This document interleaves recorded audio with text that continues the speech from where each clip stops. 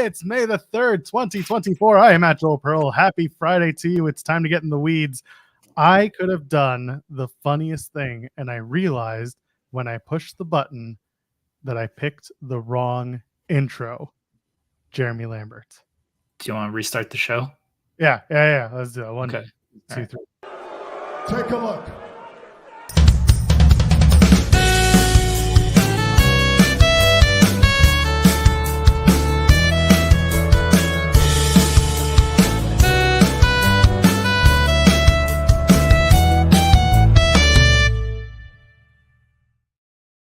May the 3rd, 2024. I am at Joel Pearl. It's time to get in the weeds. Happy Friday. It's time for your favorite show, The People's Show, the show where we take over, bust it open. We win a contract with XM, Sirius XM, and then the next day, Jeremy Lambert, we drop it.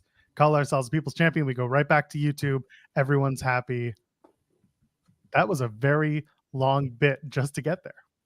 How are you doing? I didn't know where you're going quite with that. I didn't. Okay. I was on the same page of not knowing where you were going. That's the general consensus of our show. We don't know where we're going. We just know we'll get there eventually. Fair. Good morning. Hello. How are you? Tired today. Fridays, I said this last week, Fridays are my most challenging day because I'm up late doing the TNA stuff and then setting up this stuff. And it's just been a nonstop week. So I'm exhausted this morning. How are you doing? I'm here. I'm good. Listen to the new Kendrick. You wouldn't put Kendrick as the thumbnail, as I asked. So they're already doing that on Grapsody. It's already like it's in their title for their show on Saturday. As it should be. And so as a result, I am letting the Grapsody gentlemen talk about it because it's their show. They've been covering. Let them do it. It's theirs. We can talk about it. Why can't we talk about it? We can talk about it, but it's just they do a better job than. Well, I can't speak for you. Then I would. I'm wearing a Dream Theater shirt, for Christ's sake, Jeremy Lambert. I'm wearing a prog rock band shirt. They're a prog rock and metal band. Never heard of them. Exactly. That's the thing. Most people haven't. That's how unaffiliated I am to those who might be listening to Kendrick Lamar's music. The second track, I've only listened to it twice because it dropped right before we went on air. The second track was a good mind screw. Look at me, not cursing 5 minutes in. Good for you. Good mind screw. I like the first track better because he's just hating, and I love the hater bars in the first track. The second track, though, he's got some feels like he's got some more dirt on Drake that he's waiting to expose whenever Drake gets back to him with a track. So I'm looking forward to Drake maybe potentially responding. Yeah. That's where I'm at, Joel. I know you have nothing to add, but I have been tweeting about it. That's fine. I was responding to the anonymous ITW general manager who said, quote, "It's a good shirt." And I told them I bought it in the 2005. Wow. Blocked. No, I'm not going to do it. I promise. I bought this on their tour in 2005. They played Massey Hall in Toronto, which is like a ridiculous venue for them to play. Play a Dream Theater song. I can't. We'll get a copyright struck. I'm sorry. Is Drake allowed in Toronto right now? I hope not. Did the Raptors make it to the playoffs? Then Drake's not allowed in the country. That's just how it works. He's been relegated. Nah, that's fair. The Maple Leafs are still alive. Unfortunately. Why unfortunately? I'm not a Leafs fan. I live here. I don't like the team at all. I forgot about that. Getting ready for celebration of mediocrity. We're going to game 7. We're going to go back to Boston and we're going to finish the story. And it's like, no, you're not. You're going to go back to Boston. No, they're 0-28 when they've done a game 7. My favorite. I don't feel like that's true. Oh, it's like 0 something. It's a very large number. I checked my Facebook memories once in a while, and around this time of year it's always funny because every year there's something about the Leafs losing in the playoffs, and one of my favorites was the year where Freddie Anderson, former Mighty Ducks goaltender, was with the Leafs, and Anderson very famously couldn't make it past a game 7 with the Ducks. So when people were excited that the Leafs made it to a game 7, I sent out a message. I'm like, just a reminder, your goaltender has never won a game 7. What happened, Jeremy Lambert? I assume they lost. They lost. It's a new season. Quit living in the past. Every Cool. season's a new season for this team. Yeah. Every season's a rebuilding season. They've been Right. rebuilding They're since not rebuilding. They're not rebuilding. They're not rebuilding. Let's Right. not use that term improperly. They're right. They're working on a foundation of mediocrity. That's more appropriate. Like rebuilding is like they're trying to be bad and then get good. Like they're trying to compete. They're just Not they're at very where they're at. Yeah, that's right. I don't know though. Boston, they blew a 3-1 lead last year. They were the top team of like all time last year too. And now they haven't looked too great past couple of games. Look, here's the only reason why I'm okay with the Toronto Maple Leafs potentially making it out of the first round. A&W will continue their deal where every time the Leafs play a home game, or any game for that matter, you get a teen burger and an onion ring for $5. It used to be the teen burger for $2, but now the playoffs are here. So the big spenders, they got to do the onion rings too. So for $5, teen burger, onion rings. Pair that with the Jays deal where when the Jays win, they do a 2-for-1, whatever. That's the only reason it's okay. So they can add to my lack of diet plan. I'm looking forward to Game 7 tomorrow. Oh, by the way, this is the right take. The A&W onion rings are fantastic. I haven't had A&W in years. If you're gonna go anywhere to have onion rings on a fast food network, it's A&W. Everywhere else is garbage. I don't know if that's true. Everywhere else is garbage. You ever go to Harvey's? No, because Harvey's is a Canadian. Harvey's. Is that a Canadian thing, or they got Harvey's? Or you got? I don't know. Harvey's Dents. Yeah, no. Okay, so it's a Canadian thing.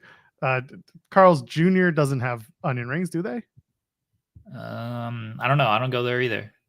There you go. See, I'm proving a point. Onion rings, A&W. That's all that matters. All right, I'll take your word for it. Good idea. Hey, by the way, if you haven't already, leave a thumbs up on the video because, that's what we do. We talk about leaving thumbs up. We don't talk about wrestling here. There you go. Get the fireworks going. The pyro is with us, and you can subscribe to us here at Fightful Overbooked. We're live often. Our show is every Monday, Wednesday, and Friday from 10 a.m. Eastern till noon. And tell you what, how about in around 20 minutes, we bring in a guest. You remember him as Ricardo Rodriguez. We now know him as Jesus Rodriguez in MLW. He's going to be joining us at 10:30 to talk about MLW Lucha Azteca, which is May 11th in Chicago. It'll be on Triller TV Plus, and of course in Chicago at Cicero Stadium. So looking forward to welcoming Jesus Rodriguez to the show in about 20 minutes time. Anything to add about that? No, it should be a good conversation.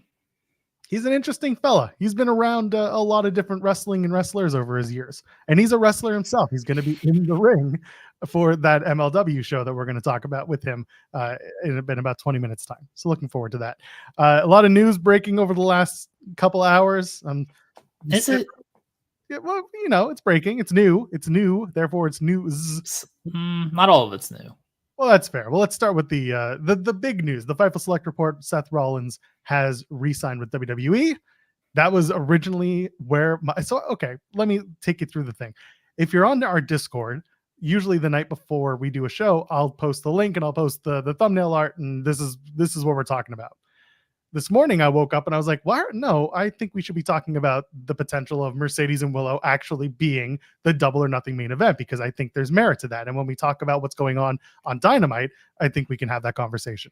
That was part one.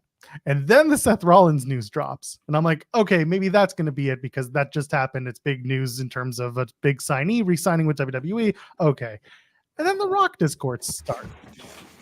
And we've been talking about The Rock for a while, and we've been talking about, as Jeremy walks away from the camera, we talk about what WrestleMania was and wasn't going to look like. He's getting a bottle, isn't he? To pee in? No. I thought he had a Voss bottle to I was work. letting my cat out. It would have been much funnier if you came back with a bottle. Anyway, The Rock news that came out. Thank you. Please keep that. Keep it white. Not yellow. Don't make it yellow. Don't make the water yellow. The whole stuff with The Rock was interesting and getting people talking. It's stuff that we had talked about on Fightful Select before, but now it's resurfaced through the Wrestling Observer newsletter. So that kind of became a topic of conversation. So do we want to start with Seth Rollins? Because, it's not a surprise signing, but we can spend enough time on it without having to go too far, because we have a guest joining us in about 15 minutes. What if we just sing Seth Rollins' song for 15 minutes? We had over 15 whole minutes. Whoa. He goes like that, right? He goes the ears. Yeah. Could you do like a CEO and Seth Rollins mashup? Yeah. I'm sure I could. Whoa, CEO,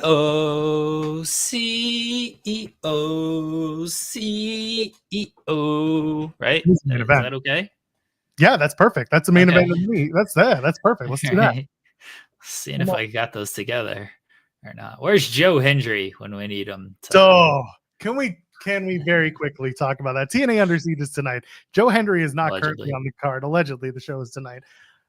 Joe Hendry last night, it was already taped, but he comes out, he does a concert, and this was the best segment TNA has produced in a while in the ring.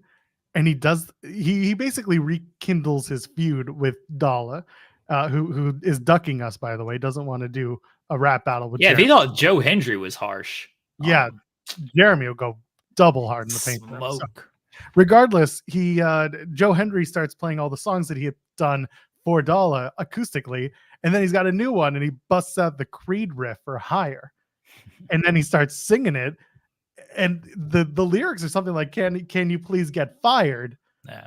We don't want to see you anymore." I was floored. It was so funny and so stupid. I loved it. My only issue with it was really good, really, really good. Joe Hendry has a sweet voice. He doesn't have the gravelly Scott Stapp voice. That's the only issue. You got to have the gravel in your throat when you're singing Creed. Like he has just a very nice, lovely voice that compliments Joe Hendry. But when you're singing Creed, you got to go gravel on it. That was my only issue. I thought he should have, at least for the chorus, just gone gravel. Can you please get fired? Like gravel it up a little, Joe. Yeah, he needed to smoke a pack of Marlboros before he went out there and performed. Yeah, we could do that next time. We'll talk to Joe and be like, "Hey, Joe, I'm going to give you a pack of Camel, and you're just going to go smoke them all down to the filter, and then go sing for us. How about that?" Yeah, that's what he's got to go with. But otherwise, the actual, like the lyrics, the content, really good. It was a good segment. And what's really funny is that Joe's been doing this whole. He released his song on Spotify and on Apple Music, and he's been getting up the charts and everything. And he's known for the entrance music, and then he does something like this, and if it draws more eyeballs to him, then that works even further with the release of this song that he's got on Spotify and other platforms as well. So I thought that was really, really clever for both Joe Hendry and some extra eyes on TNA, hopefully. But yes, they do have a show tonight, allegedly. Well, what's headlining this show tonight, Joel? Do you know? When I went solo last night on the TNA review, I said possibly Mustafa Ali versus Ace Austin. Instead, it's probably going to be the System versus House Hardy, which is Matt Hardy and Speedball Mountain, because they have been added into House Hardy, which, by the way, is a comically large group at this point, and that's just taking into account Matt Hardy's immediate family.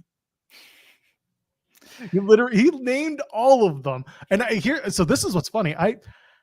I probably knew this, but it didn't click until I was listening to the Spotlight yesterday with you and Jensen, where you made reference to the fact that Nick Nemeth has a title defense, the IWGP Global Championship.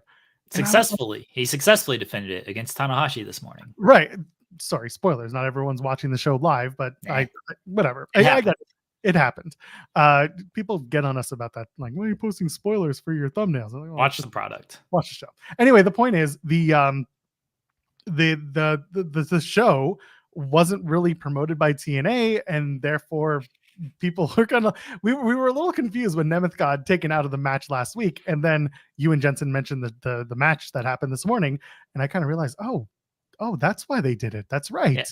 So Matt Hardy's going to take over. Matt Hardy's probably going to get the pin on either Moose or on Brian Myers, and then hopefully it's at Against All Odds and not at Slammiversary where they do. It shouldn't be. I said Matt this Hardy Moose headlining Slammiversary. I said it on the post show. I said I understand from a TNA historical standpoint if they're trying to be like, Matt Hardy has this amazing history in TNA and Moose is this amazing tentpole for TNA. If that's what they're trying to do, like, I get it. I don't agree with it, and I don't think it's a big enough main event to put out there. That being said, I hope they just run it at Against All Odds in Chicago. And the point of this all being that way you can get away with having an X Division Championship match with Mustafa Ali because he'll be home and it'll just easy peasy. I don't think Matt Hardy needs to be the main event of a TNA show in 2024. I want to see him do the House Hardy / the pre-tape stuff, the cinematic stuff. I want to see them do that. I do not want them to have a captive audience in an arena having to watch it on the screens during a live show when they have a taped TV show. Here's what it's got to be, Joel. Scared. Against All Odds, it's going to be Matthew Hardy against both members of the system. It's going to be Matthew and Rebby. Let's get Rebby out there. Let's go. She'll play the piano. Against Myers and Edwards. No, it's got to be Edwards and Lisha Edwards. Okay. That's the Edwards is all right. Matthew wins, and then we get Matthew against Moose. Matthew against Moose at a Slammiversary. 20-minute classic. Yes.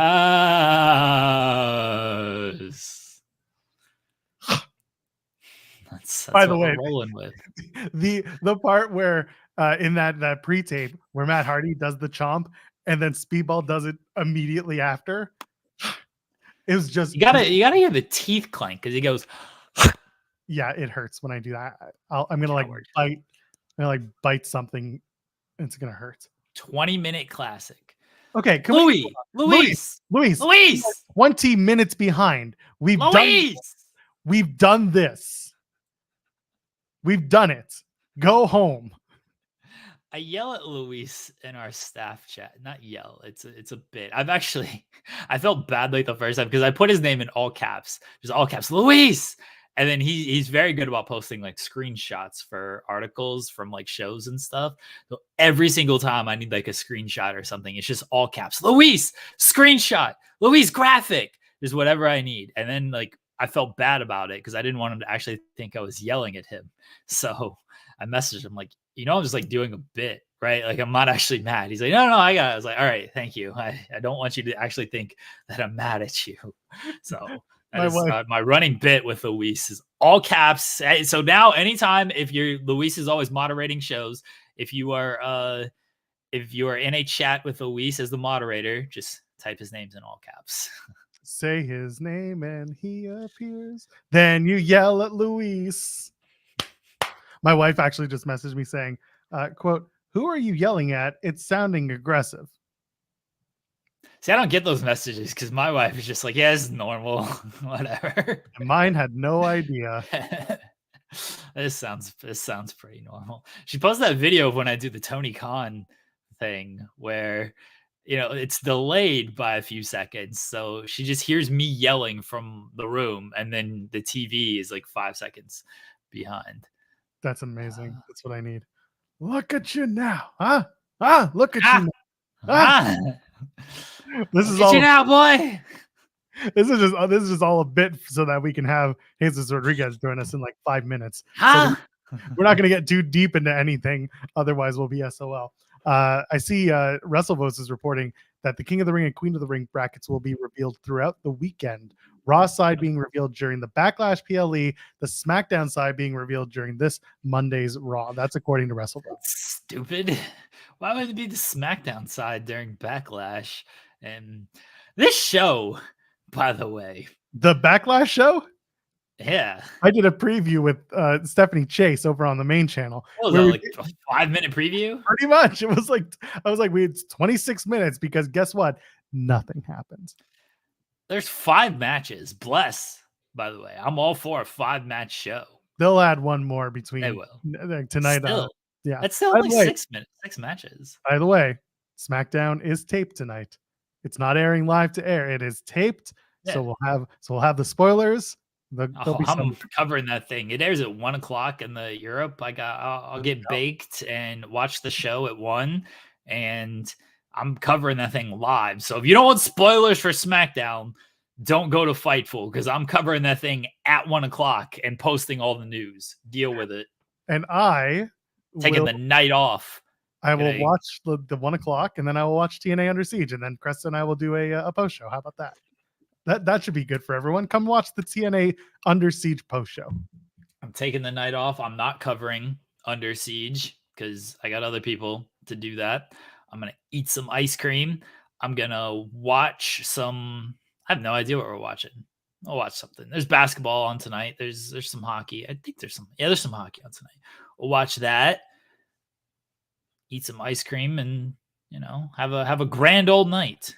Eat some ass, it's a good Friday. I was gonna say that, ice cream for dinner, my wife for dessert is how I was planning on going there. What does the Deathmatch King eat on his day off? Matt Cardona rules. The man is insatiable and insufferable in some cases. Oh God, I love to him. Hopefully he's healing up quickly and healing up well. He's someone that was supposed to be at Under Siege tonight too. That was supposed to be a tag match with it was supposed to be Steph Delander and Matt Cardona versus Jordan Grace and I guess PCO. That would have been a fun match. Instead, Khan is gonna reprise his feud with PCO, which we all thought was over. But a pivot to pivot, they're gonna do the match. It'll be what it'll be. Do you know what Khan is spelled backwards? Killer? Oh, knock. Yeah, because what do you do before you kill someone? You knock. Oh, our show's gone completely off the rails. That joke made no sense, but I just thought it was funny. Basically 98% of our promo here. Because Relic spelled that. That's so stupid. Yeah, well, that's what we do. This is a morning show. That's how we go. Anyway, our guest has arrived, and he gets to see us in a nice little fit of laughter. He's ready. He's got a thumbs up already. It's almost as if he watches the show. I don't know if he does. But joining us now, representing MLW, he's going to be performing at Lucha Azteca on May 11, 2023. It's going to be a very fun show at Cicero Stadium in Chicago with the stars of MLW, CMLL. Jesus Rodriguez joins us now. Good morning. Good morning. Buenos dias. Thank you for having me. I appreciate it. Thanks for joining us. We appreciate you joining us. Thank you, Jesus. Let's get into MLW. Let everyone know kind of what you're doing, because you're not only wrestling in the ring, obviously, but you're working backstage as a producer and I believe an agent. So let everyone know, kind of fill everyone in what you've been doing with MLW. For the last almost a year now, I've been very grateful that I've been working with MLW. I started off just doing a little one shot as in the Battle Riot, and then it just kind of went in from there. At the time, they were in Philadelphia quite a bit, and I live an hour and a half away from Philly, so it wasn't too too much of an inconvenience, and it worked out. And then I got put into this position of being a producer, and it's been going off ever since, and I'm very grateful to be with this amazing company as we keep growing. And then now that we're on the road again, getting to explore all these ventures and then get to meet new people. And then and in this case, going to Chicago in a very, very in a sold out, very heavily Latino community, to be putting on this amazing show between MLW and CMLL. It's very awesome. Yeah, talk to me about the love for Lucha in Chicago and the love that CMLL obviously has, because they are a Mexican-based company, but MLW, who is very much entrenched in Latino communities. Talk to me about the experience of working with that. Oh, dude, it's such an amazing experience. Obviously, me between being Mexican American, so that definitely is a huge role in how I feel, and maybe a little biased, but in a good kind of a way. I grew up in Lucha Libre. That's what I fell in love with when it comes to this industry, was Lucha Libre. The elegance, the mask, the high flying, the capes, the colors, the names.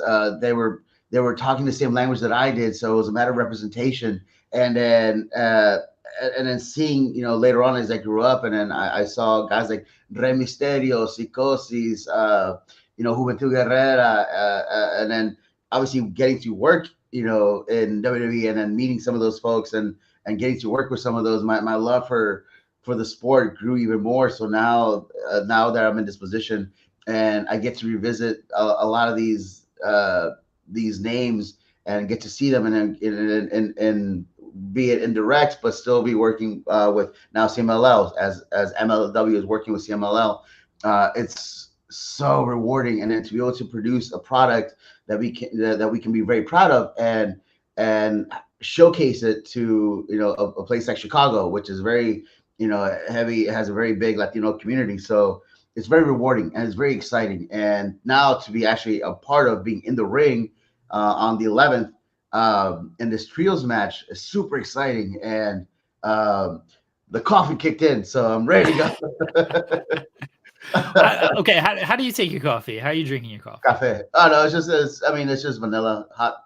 It was a shot of vanilla. Okay.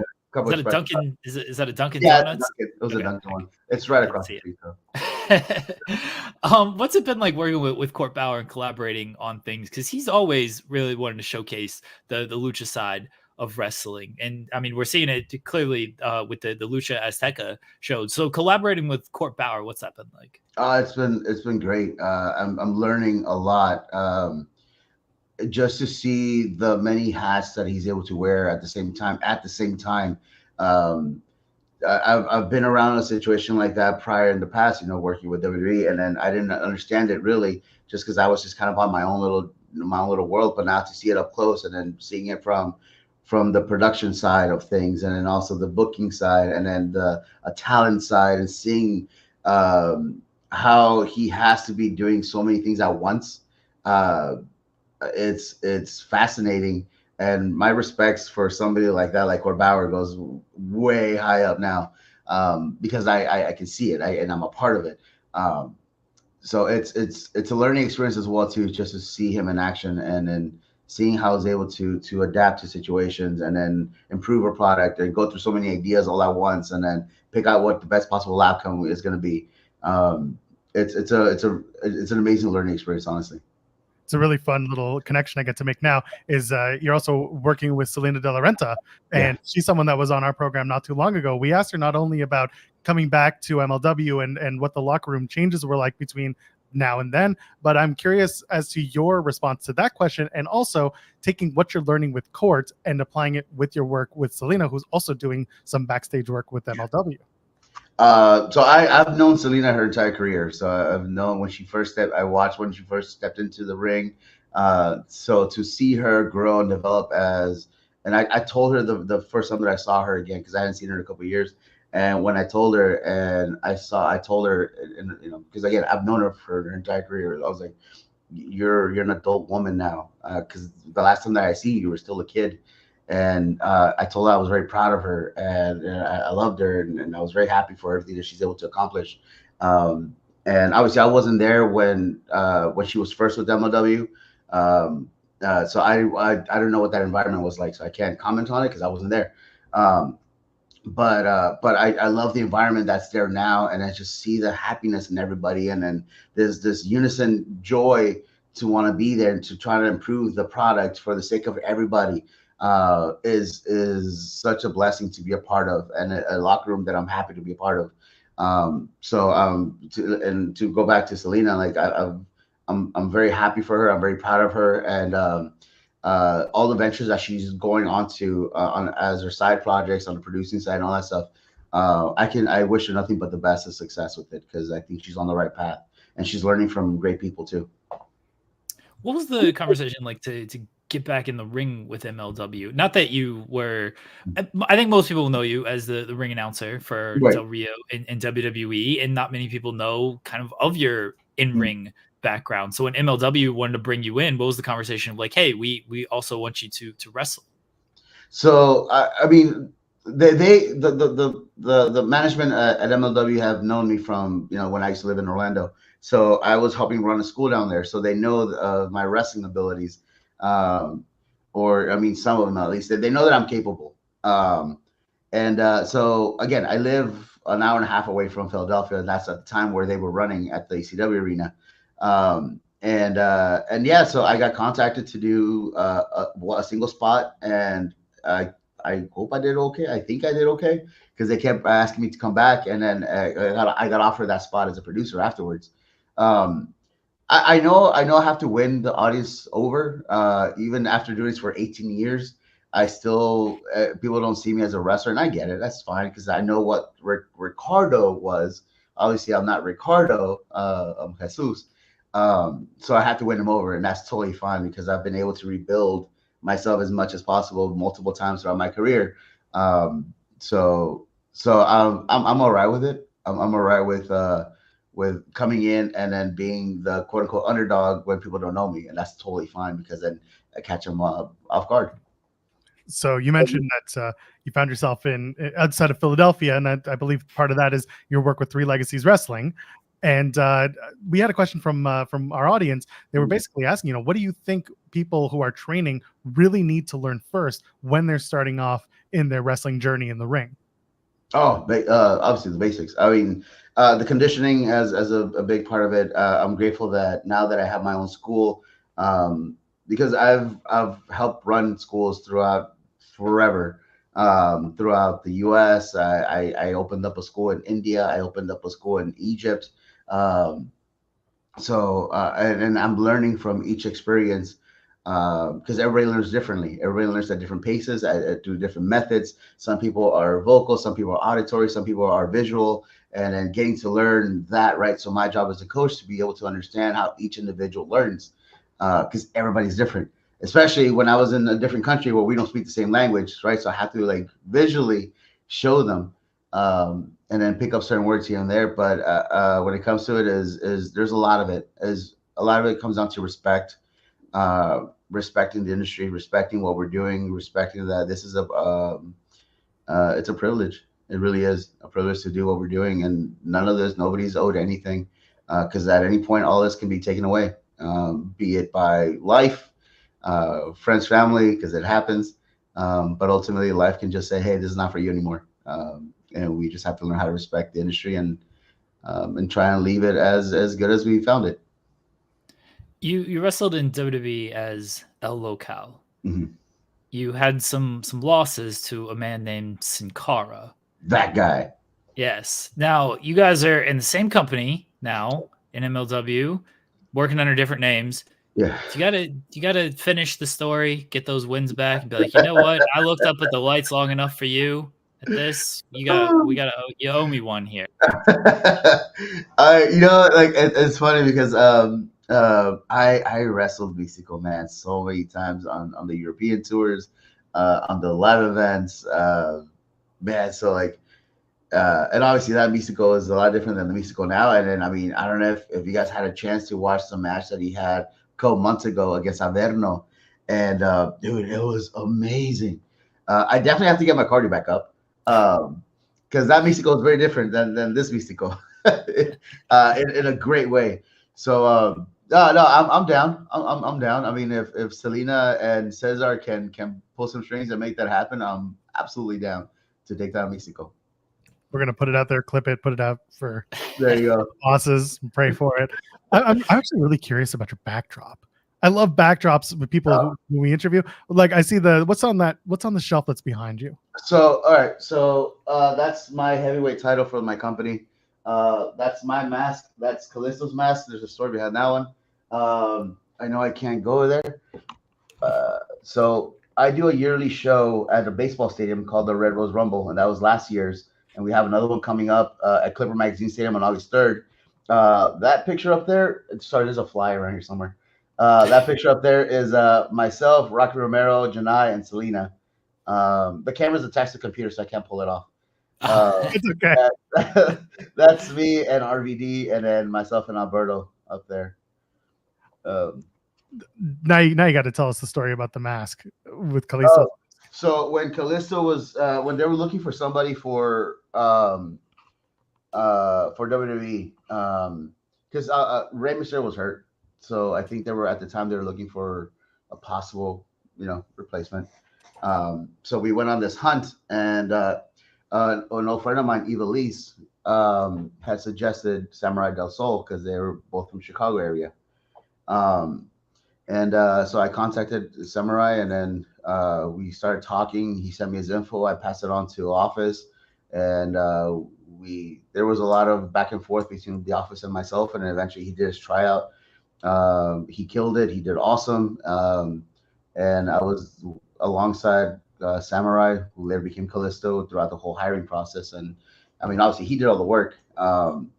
Yeah, he got hired. I had his very first match in WWE. It was NXT, but it was a dark match. And then afterwards, we traded masks.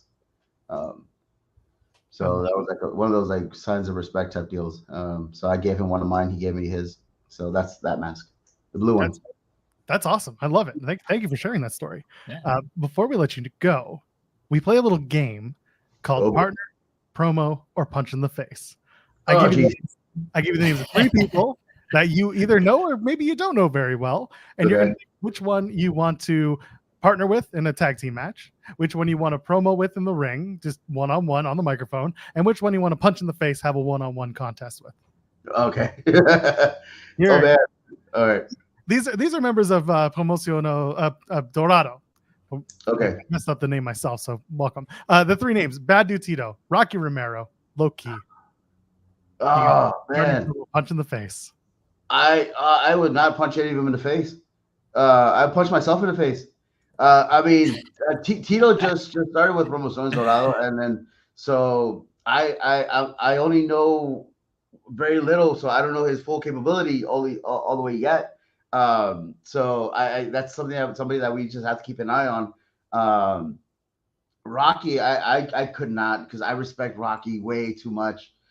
Even in a promo, if it was a friendly promo, maybe like a promo of compliments, the level of respect that I have for Rocky is up there. And yeah, you're gonna punch Loki in the face, are you? Oh man. I'll team with Loki. I don't want him against me. Oh, that's fair enough. So basically, we got to nowhere with that, and that's all. Yeah, basically. You just want to be friends. I think I'll just stick to anything that I said about me wrestling. Scratch that. I'll just stay on the managerial side for my safety. That's fair. We had Timothy Thatcher on the show once upon a time, and his answer was basically, "I want to start a book club with all these guys." I'll look in the forest. So not everyone gives the right answer. That's okay. There's no right or wrong answers with this. I guess so. That's just one man's opinion. Listen, the right answer is checking out MLW Lucha Azteca. It's on May 11th. It's going to be on Triller TV Plus. It's also live here. And it's sold out. So like you said, the only way to check it out is on Triller TV. This whole year, all of 2024, we've had sold out shows at every place that we've been to. And that is a huge testament of what MLW and the product is and what they have and what we're capable of. So it's definitely worth checking out. Like I said, Thriller TV on Saturday, May 11th, 10 p.m. Eastern. Azteca Lucha, we're starting this awesome relationship with CMLL, and it's only going to continue to grow. So it's something so we can kind of just keep it going. And you guys are going to see people that you may have never heard of before, but after these events, you're definitely going to become very friendly with them or familiar with them, and you're going to look them up and you possibly become fans of them. We're thankful that we're on the road again. So it starts off with Chicago, and then we're going to Atlanta in June. We're in Tampa in July, and back in New York in September and August, excuse me. So it's amazing. Thank you so much for joining us this morning. We're looking forward to seeing MLW and yeah, keeping up with it. Of course. Thank you guys very much. Cheers. Oh, there we go. There we go. I did it myself. This always happens when one of us pops off, no one pops on. It's just weird. Anyway, thanks again to MLW and thanks again to Jesus Rodriguez for joining us this morning. It's a fun chat. Every time we get to the end and they promote the stuff too, which is great. I always think about our conversation with Gene Snitsky, where he pulls out the one sheet and he just starts reading off the cheat sheet. I love that. That was one of my favorite moments ever. Good chat. Like that, dude. It was very fun. He should just go up to Mystico and be like, gotta get this one back. I remember all those times. So it's the Cody R-Truth story, you know? Just I remember all those times that I laid down for you. You got to give me this one back. Oh man, R-Truth won't. Cody won't rest until he finishes the R-Truth story. That's right. That's right. Oh man. All right, what's next? All right, let's talk about The Rock, because this is apparently big news. I don't know. Fightful Select, I mean, I do know. Fightful Select reported this in like February, I think Sean said. That there were pitches for The Rock to win. Look, you could tell coming in that The Rock was like, all right, brother, might have to win this thing here. This apparently was the people's title. Dave had a little bit more information of there was pitches. The Rock wanted to win, take the belt and the streak, but then give the belt away and just vacate it so he could go back to Hollywood. But he still referred to himself as the people's champion because he never lost the title. Total babyface move, clearly. The hilarious part about this is like, this is what I would pitch as like a chaos demon. I'm pretty sure I did pitch as the chaos demon of, yeah, Rock should win and come in. The Rock should win and then just leave and vacate the title. This is what I pitched with John Cena. I was like, John Cena should win it, 17, beat Flair, and then he just vacates the title. But he ends Roman's streak. That's it. Done. The Rock actually thought this was like a good idea. And I'm convinced this would have happened if Black Adam didn't fail and The Rock didn't need more bad publicity. He couldn't get the wrestling fans against him as well. It's like, oh shit, the movie people are gonna be out against me because of Black Adam. Now the wrestling people are gonna be out against me too if I do this. So I can't have that. If Black Adam didn't fail and The Rock came back, he would have done this. He would have gone through with this. And let me be the first to say, maybe not the first, but The Rock's a fucking coward. He should have gone through with it. I'm so glad that this news dropped today and not yesterday. Because yesterday you would have been even more insufferable with Jensen. Dude, I was trolling Jensen so hard yesterday. I know, and he was at one point you almost broke him when you were talking about how he was going to be a Dave and Buster's instead of watching Cody Rhodes for the first time ever defend his WWE championship. You were like, that's the first time ever, and you're going to skip that. You're such a fake fan. I was dying. I felt so bad for Jensen. I have to troll. What are we going to talk about? This Cody and AJ match. Ah, cool. 3.5 stars. Cody wins. Great. That's no fun. Got to troll him. Oh, man. The Rock's a coward. He should have done it. King Potato's got it. He's the final bitch for not doing this. The Rock that I know would have done this. Somebody should have been in his ear. Someone should have been in his ear. Where was I have no idea who the Rock. Where was Roman or Heyman and being like, you remember how Paul and Michael Hickenbottom treated you back in the day? You're gonna let them pull this over on you? You're gonna let them tell you, you know what a better plan is? Why don't you do this? That's what you're gonna let them do? No. Rock should have been like, you know what? Fucking Rock out here. The biggest star in Hollywood. I piss in bottles. I'm going to do what's best for The Rock. And that means I'm going to win on both nights of WrestleMania. That's what should have happened. Should have won night one.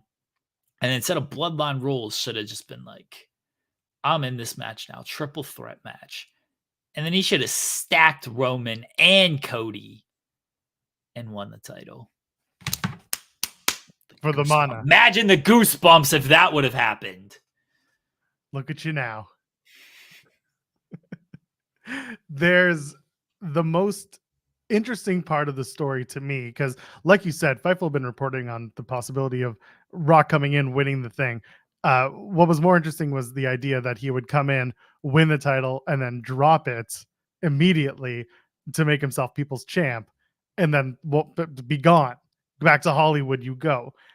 And I feel like if you thought wrestling fans were against him when this all started, I think wrestling fans would have been like, oh, forget this after he left. I think that would have probably turned the wrestling fans more than, okay, he beat Roman.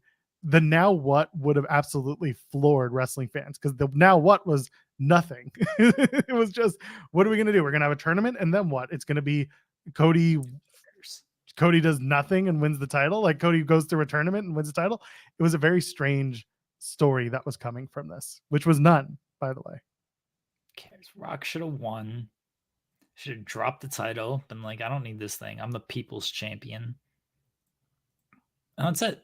Then they should have just retired that title. And they had one title. The lineage of the WWE World title started with Seth Rollins winning a tournament in Saudi Arabia. That's the whole lineage. None of that other belt just doesn't matter. It's just that Brahma belt. That's the belt that matters. They cowardly went with Cody, and now look what's happening. Business is down. Ratings are down. Yep. Ticket sales are down. No one cares about this show. Cold product Tomorrow. man. This show is so bad tomorrow. They're not even airing it at the usual time slot. They're putting this thing on at 1:00 tomorrow. Can you believe it? An afternoon wrestling show? Never, no one will ever go for it. Yeah, no one cares at all about it. They're like, everybody's gonna be watching Game 7 between the Leafs and the Bruins. Not me. Everybody's gonna be watching. What is the Nuggets and Timberwolves tipping off tomorrow? Hold on. Maybe they'll be watching reruns of Collision since Collision's not on. And Collision's not on.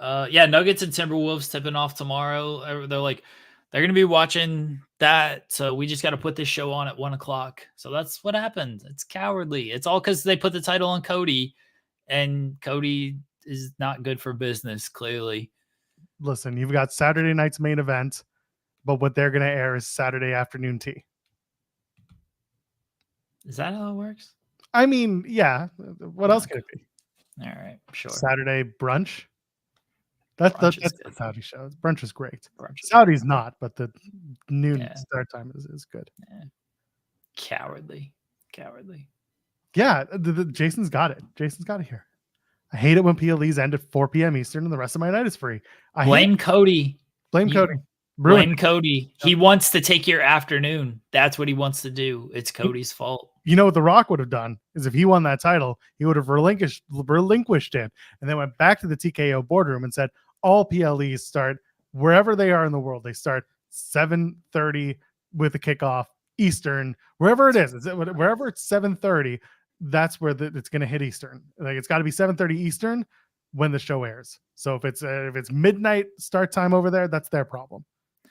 Then he would have said the rundown airs beforehand. Before you watch great WWE action, watch the rundown with Christopher Walken, Sean William Scott, Rosario Dawson. I think it's Rosario Dawson. Hope I got that right. And me. That's a good movie. I do like Rosario Dawson. Yeah. She's great in Clerks 2. Clerks 2 wasn't bad. Yeah. I just like it because it opens up with a King Diamond song. But anyway. Does it? Yeah, you know the black metal song that they're slam dancing to when they introduced Jay and Silent Bob and they're in the parking lot. Don't know the song. Anyway, nobody knows it because people don't know King Diamond, but I do. I was dying in the theater because nobody, unless you're like an 80s metalhead weirdo like me, you just, and it's not like not popular metal. I'm talking like, black metal from the 80s that nobody listens to. I popped. My friend and I was great. You know who's not a King Diamond? The Rock. He's a joker. Sometimes the jokers work. He's a joker. He's a joke because he wouldn't put the belt on himself. By the way, donate a super chat. Any amount gets a question or statement read on the air. Yes, we'll pull some of your messages here and there, but like we operate on super chats. It's basically how we pay people on this venture of ours known as Overbooked. Okay, just letting you know. What else is there? That's all we got on The Rock. It's gonna be a short show. I mean, the stuff with The Rock, like this is it is going to be a short show for Lucky. The idea of just The Rock coming in and winning the title, just come on. Was that really going to be good? Yeah. Was that no? Come on, take off the Chaos Demon hat for just a second. No. Okay, fine. But then what did you do? Like, what was Cody going to do? Have a Randy Orton match? Sure. And that would have been it. That would have been the story he finished. He could have faced Logan Paul. What's wrong with Logan Paul? Logan Paul could have beat him. That's fair. He could have done that. Could have had Cody go one more round around the sun, have him win Money in the Bank, turn him heel. So upset that he couldn't finish the story that he turned heel, Cody Rhodes. Rock should have come in when Cody won the Rumble, and then Rock came in and was like, nope, this is my spot, brother. Cody gave up his spot for all of this, right? Cody should have just taken WrestleMania off. That's it. He's like, I won the Rumble. I'm going to take everything from you, Roman Reigns, but at my time, not your time. And then he just takes the night off. Cody works pretty hard. He's making all the towns and stuff. He deserves a weekend off. Why don't you want Cody to have a night off? Huh? Why does Cody have to work? Because that's what the champions do. That's what the He's not the champion. The real champions, the people. He wasn't going to be the champion. Maybe he was going to be the people's champion, and Rock was going to take that too. No, Rock was the people's champion. You do Cody versus The Miz. He should have. Here's what should have happened. Okay, here's what should have happened. Cody wins the Rumble. He comes in, he steps aside. He's like, your story, my story. I'm stepping aside. I'm going to take everything from Roman, but not at WrestleMania. Blah blah blah blah blah. Whatever. Rock comes out. He confronts Roman Reigns, right? Okay.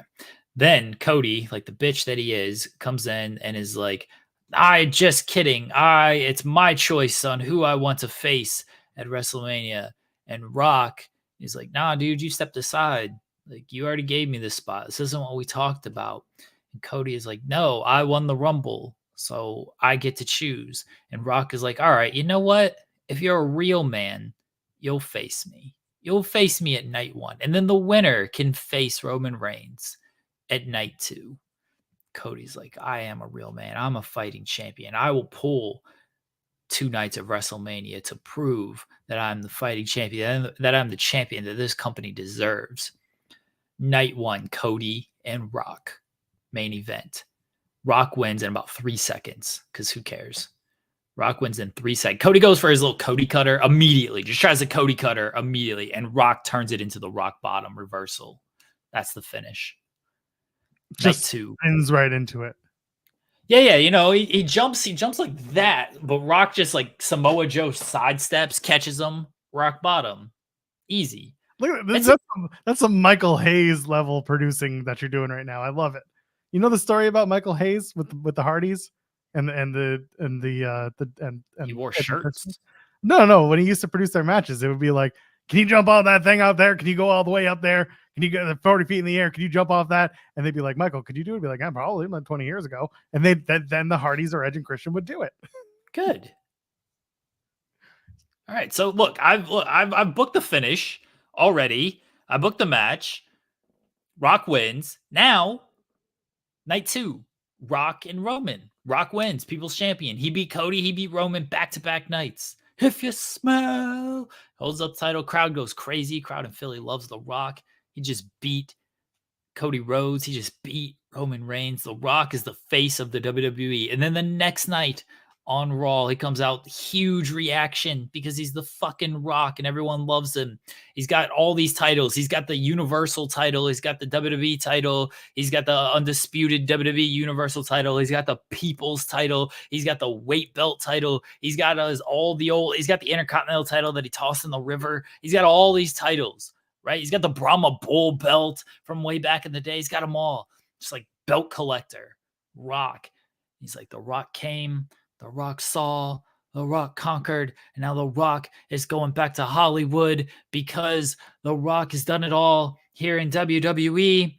The Rock wants to thank all the people for welcoming him back on this journey. The Rock wants to thank that bitch Cody Rhodes for stepping up to the challenge. The Rock wants to thank his cousin Roman Reigns for the great run that he was on. But The Rock had to show everyone who the real head of the table is. And all The Rock can say is, you're welcome. And that's it.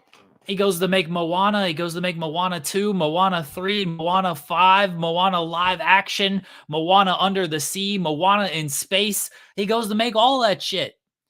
And I don't know. Maybe we don't see him ever again. It's fine. He accomplished everything that he accomplished. Yeah. What else is there to say but you're welcome, like you said? Yeah. Right. Yeah. I feel like this is great booking. Listen, like, yeah, he could go off, he could say that, but realistically, he would say there's nothing left to say. But Now go home and smoke some more crack. that would have been perfect. You get it, Bargov. You see the vision. You see it. Oh yeah, Moana X is gonna be real good. Hell yeah. Although that's for a different release on a different platform with a different rating. You see it, man. That's what should have happened. Instead, they went, I finished the story, and now here's Cody Rhodes, and I'm going to be on every show, except I'm now on SmackDown because of the draft, and I'll get to face AJ Styles. This is a dream match like 10 years ago. Yeah, it's a battle of the Bullet Club leaders in the birthplace of Bullet Club, France. Listen, man. Baguettes, berets, La Backlash. Those are the 3 B's of the weekend for WWE. Dumb. No, that's a D. That we're talking B. Bullshit. No, Natty's coming, so it's bitch. No. Bullshit. Oh, Jesus Christ. Speaking of international PLEs, Caden sent a super chat saying you'll see them clash at the Castle ticket prices. Yeah, they are. Single ticket right now is resale £400. What is that in real person dollars? Something? I don't know. It's expensive. It's expensive, but that's kind of what it is. By the time they get to the show, it'll be cheaper, and y'all get some ticket prices then, some better prices. I might go on this show. I don't care. No? Do you want to come to Toronto and go to Money in the Bank instead? I'm strongly considering it, sadly. The dollar strongly considering it. Listen, the dollar is better for you here than it would be elsewhere. I'm strongly considering it.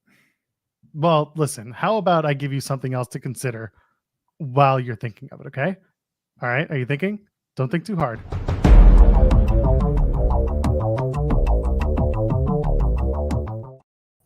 Andrew Zarian come to Toronto for Money in the Bank. Oh, man, I would love that, actually. I love that city. I love You- Toronto.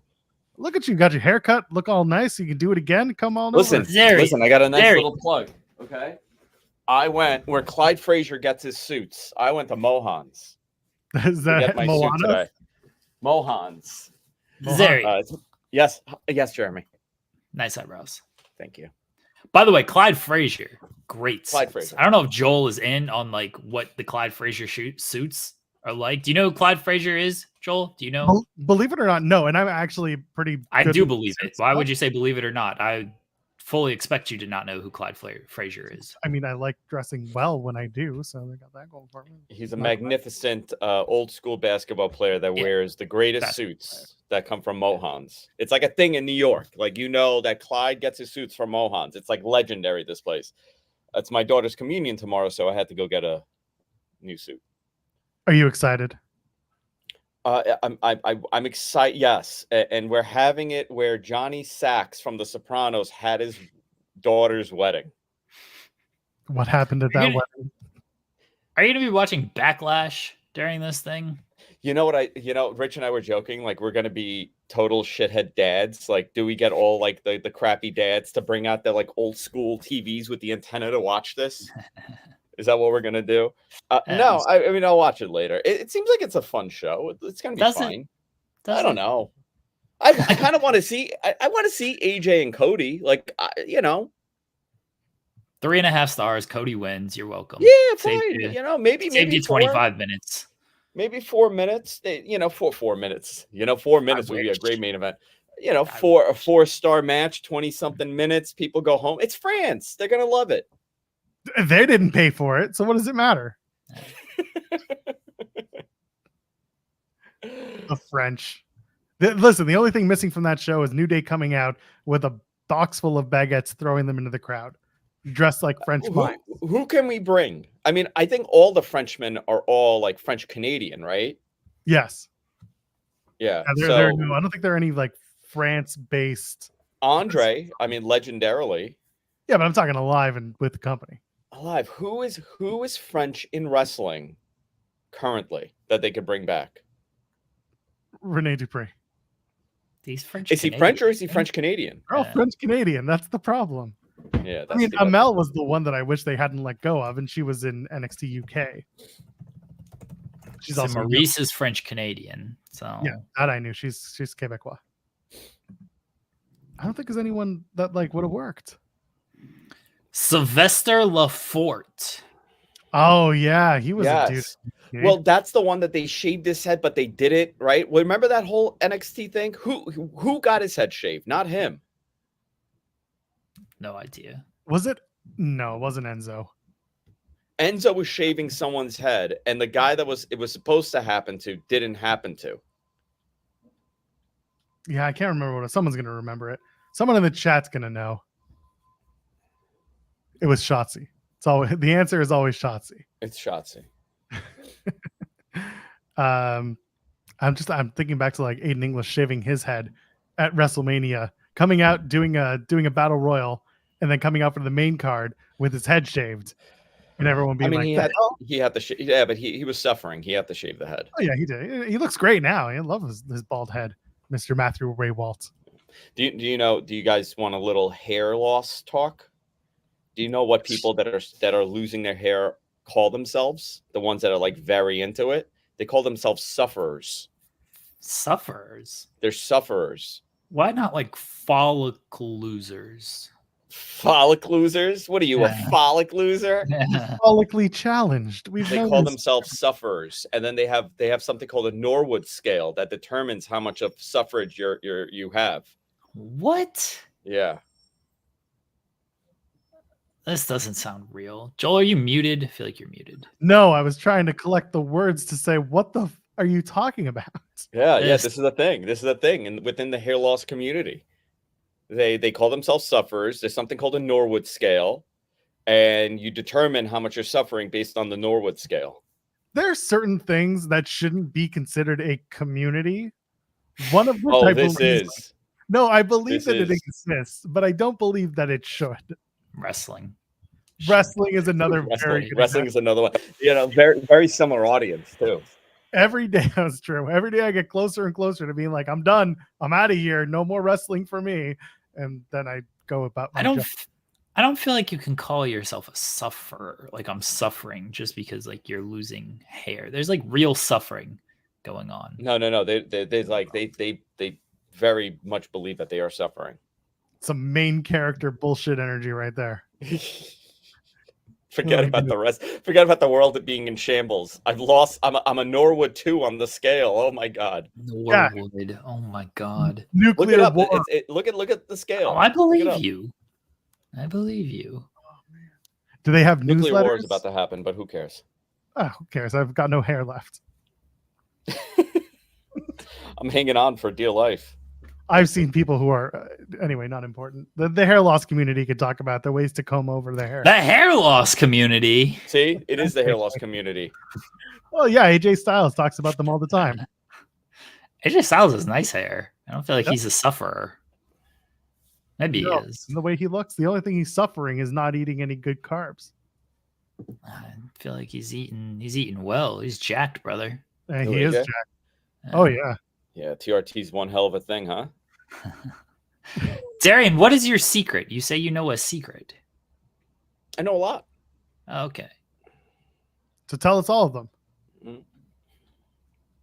Like at the same time. XOXO, I'll never tell. Damn gossip boy. It's about Darian, Joel. do you have The any secret's thoughts? about Joel. Darian, do you have any? Speaking of secrets, do you have any thoughts on Kendrick Lamar and Drake? Okay, so I'm really behind in this. Oh my gosh. I'm really behind. I know. And I feel embarrassed because people have asked me about this and they want to talk to me about this. And so Drake put out a diss track, right? Kendrick kind of started it. I mean, Drake's been starting it for years with sneak disses. Yeah. But okay. So and then Euphoria apparently is unbelievable. Yeah, Euphoria rules.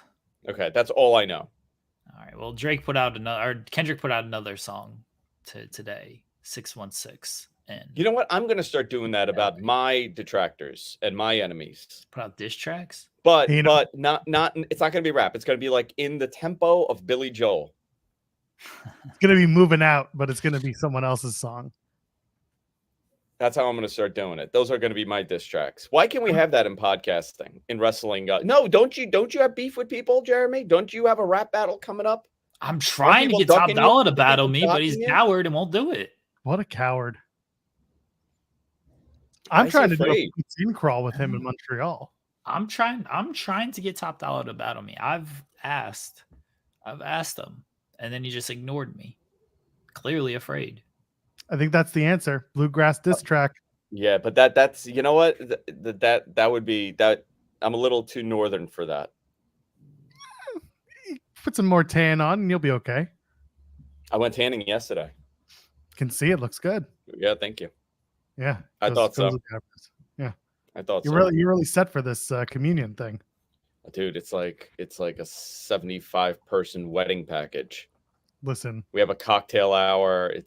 I can't believe I got convinced to do this. Just to let you know, it was a moment of weakness. I should have said, hey, why don't we, because we're gonna have to do this twice because my son is a year younger. So next year I'm gonna have to do this again. I'm like, why don't we set the bar at something approachable?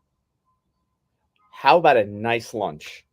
Why don't you just do like a video package for your son? Like just a recap. Just do a video package for him. Listen, your sister got the whole thing. Yeah. We're just gonna. Like, here's we're gonna what we did. All right. We've already seen. We went this to the Mets game yesterday. I caught a foul ball. I saw this. Yeah. Whose bat was it off of? I have no idea. It was somebody on the Cubs. Did you skip school to go catch this We foul did, yeah. ball? We all skipped for a school Jewish yesterday. holiday. Yesterday was a Jewish holiday? The Jewish holiday ended on Tuesday night. Sorry. Yeah, that ended Tuesday. Fine, Or no one Thursday. understand my Saved by the Bell reference. Yeah, listen, it was either that or you were going to make a Ferris Bueller's Day Off reference because it was a Chicago team they were playing. No, Saved by the Bell. And we unfortunately were sitting with the Cubs, like we were behind their bullpen. So we had all the Cubs fans by us. Very nice people. Yeah, Unlike those animals from Philadelphia. Well, that's just because they're big wrestling fans in Philadelphia. Yeah, that's Not Chicago. There are no wrestling fans in Chicago. no. There's no wrestling happening. No, very famously such. You think if I started throwing muffins at them, they would have gotten it? I You think hope they all would have? Do you think is this a thing? Like if you give somebody from Chicago a muffin, they go into full rage mode? only if it's from Ooh. Mindy's. We should try that. Yeah, I'm gonna do it. I'm just gonna, and it'll awaken something in them. This is a good bit, by the way, for all you wrestling content creators out there. The next Start show giving that's muffins in to Chicago, people in Chicago. Yeah. yeah, just go around, hand people a muffin, just be like, "What are your thoughts on this?" And then see what they have to say. Well, like And see if MLW they do did. go full rage. MLW's got a show in Chicago in 2 weeks. People just show up, go to Cicero, and hand out Mindy's muffins. Where you out? Where you at, Malcolm Man Muscle? Yeah. He does stuff like this. I'm just tossing out free ideas over here. Get your muff on. Well, that's a different thing. We're trying to get other guests on this show to get muffs on. That is true. That's what he said. Well, yes, that's exactly what he said. His name was Jeremy Lambert, and he made Yeah, reference. Jeremy Lambert. He's a dirty boy, that Jeremy Lambert. Tell me about it. You should see what goes on in the DMs. It's not good. It's not I don't good. even know what goes on in the DMs. My boy Chad is no better. I'll tell you. Vile. Ryan in the chat, as your Chicago ITW guy, we'd give you a dirty look if you randomly gave us a muffin. Why? You don't like muffins? Yeah, Probably I think just like where's poison or something. the muffin? They're so angry. They're so angry for being from the Midwest. I don't get Such it. an Well, angry. they live kid. in Chicago, you know. I mean, I'd rather live in Chicago than some of the other places in the Midwest. I can't. I'm telling you right Fair. now. I can't wait till I get out of this hellhole, New York City. I can't wait. Do you know where You'll I'm headed? move back. Where You'll all the move back. charlatans and the scammers and the snake oil salesmen live. Toronto. Poughkeepsie? Florida. I'm moving to Wow. Tampa. Oh, you're moving to God's waiting room. Good for you, God's waiting room. Clearwater, Florida. That's where I want to go. brother. Yeah, I want to go where all the charlatans are. That's it. You gonna go do karaoke with Hulk Hogan? You know, would I? Maybe, probably. If I was in Clearwater, Florida, and my wife's like, "Hey, Hogan's doing karaoke," and I'm gonna be like, "What time?" And if it's like I would- before 8, then I'll probably go. Well, yeah, they I- got to get to Denny's Grand Slam at 5:00, so then you go do the karaoke afterwards. I'd Yo, 100%. like, you're making a joke, but that's real. Like I'm done at 7:00. Me too, buddy. I'm Me finished. too. I'm done. Like, I put the kid down and I'm out. yeah, I'm home. Once I'm home, I'm not leaving again. I would 100% go to Hogan's karaoke bar and just do some karaoke. You think he just does Metallica and talks about how he was supposed to be in Metallica? No, I think he says how much he was supposed to spend time with Jesus this week, but Jesus didn't show up. He's wearing his Hulk Hogan branded John 3:16 shirt, which you can Is buy. it Hulk Hogan branded? Yes, Yeah, he's got it on the sleeve. Oh, And he's I got had no another idea. I He's just got thought he another found one. he found God. Like I thought he just got religious. No, with he the got new wife. grifty. No, he got grifty is what he got. He's also Yeah, got now the he's- cross. Hulk Hogan 316 says that doesn't work for me, brother. Think about how many gimmicks he's ripping off in one shot. He's stealing from Steve Austin. He wouldn't have 316 on his shirt if it wasn't. He put John 316, which is, I mean, I don't know. Would I do that? No, probably not. And He brand it. doesn't care. He doesn't care. He's out to doesn't. make money. Yeah. Somebody's Hogan gonna knows buy best. that shirt. Hogan knows. You know what was the saddest video? Did you see the recent one where his son got the DWI? No, I don't care about Like a year ago. It was like from a year ago, and family. it was, dude, the saddest video. Like I felt so bad for him. He shows up. Nick got pulled over with the wife or the girlfriend, and Hulk shows up, and then he's just a dad concerned for his son. I'm sure. It's like, yeah, I don't know why he would drive. I don't know. And he has a cane. It's this old man coming to help his adult son. Yeah. So I sad. have no sympathy for that No. racist. Sorry, got nothing on that one. Can't do it. Listen, is he a racist? Yes. I mean that But we're all just a little racist. is that what he said? Is that his line? That's his quote. Yeah. That's Was that his line? Yeah, Well, he took it also from said that Avenue Terry Bollea is average size, but Hulk Hogan, brother. Yeah. Yeah, kayfabe is No sympathy for that guy. nope. No, thank you. I'd go to his bar. You would though, go and watch I him do karaoke though. I do karaoke. I love karaoke. I don't do karaoke. I'd do an Eminem song. Like, how do you feel about this? Just, I'm not a fan of Eminem. wow. All He's right. too Good angry. talking He's an to you, angry Zarian. man. Good talking to you, Zarian. I mean, everyone's a little bit angry. Listen, I can I tell you how I made a ton of money selling that Marshall Mathers album bootleg in high school. I was bootlegging that album and I was I used selling to it do in that class. too. And The I would 50 give the Cent, teachers get a rich, cut. get rich or die trying. Great, Oh, great. I got rich and did not die trying, selling that thing to my friends. Do you see this hell of an office I'm in? What a hellhole. What are in those black boxes over there? It's just stuff. It's just garbage. Oh my Secrets. god. Secrets, clearly. Secrets and Secrets. lies. I keep all my secrets there. Yeah, there are a lot of secrets going on there. Yeah. Are any of them money? And can I have some? No, there's not. Maybe I do have a bag of money here, but not for me. Well, it's never for me either. What's wrong with you? It just taunts me, Joel. Just looks at me and says, "You can't have me. You can look, Go but to- you can't touch." Thanks, Brie Bella. Go to Florida. I'd love to. Guys, just wanted to stop by and say hello. I've watched Always. very little wrestling this whole week. Oh my god, me too. I've watched nothing other than Monday. And then I was like, I couldn't watch Dynamite. I don't even know what happened on Dynamite. I have no idea. Katsuyori Shibata won the tag team titles On his own with no help. on it. Oh, his brain. Shibata- Him and his brain are the tag team champions. Yeah, they took it out of his Well, body and they Well, yeah, it's you know, sentient. like I love that meme so much that Dave Gross. said that they removed his brain and put it back in. I think that is one of the I don't know why for me. And I'm sure for Dave, it's really annoying people saying that to him over and over again. Well, But I remember hearing Dave say, I don't know the exact words, but like talking about how bad it was. And then somehow that turned into, they removed his brain, they put it into someone else. And now Shibata's a Frankenstein monster. I too have watched think that it's- episode of The Simpsons. You saw that episode, right? Where Shibata, they took his brain out and put somebody else's brain in there. Yeah, they put Homer It's Simpson. Smithers now.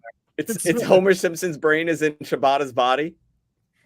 That's why he's having a match against Chris Jericho. A match with Jericho. I wanted a peanut. What did you think of Undy Jericho? Listen, the only thing that's really funny about the Chris Jericho wearing those tights is if you look on the back of the tights, he's doing it's the Y2J logo, like with the arms out, but instead his feet are now roots of a tree. and he's sprouting out as himself as a tree. That shit's hilarious. The rest of it can go to hell. You didn't like the match? People were praising it. I didn't see it. Fine. It was comedy. Jericho and fodder. Shibata? I thought it was good.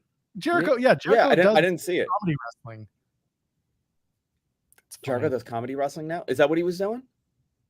I mean, fodder and comedy. Yes, you had Shibata wearing a garbage can while Jericho begged off. If that's not comedy, I don't know what is. Okay.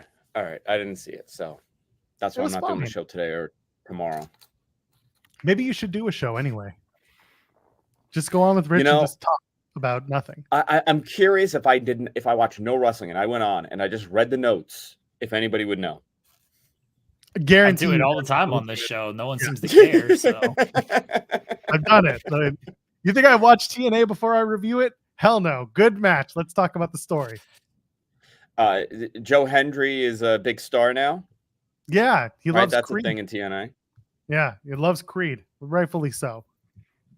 Love me some Creed's Creed. making a comeback. Nickelback No, also has made a comeback. Gen Zers have Hell no yeah. idea why millennials don't like Nickelback.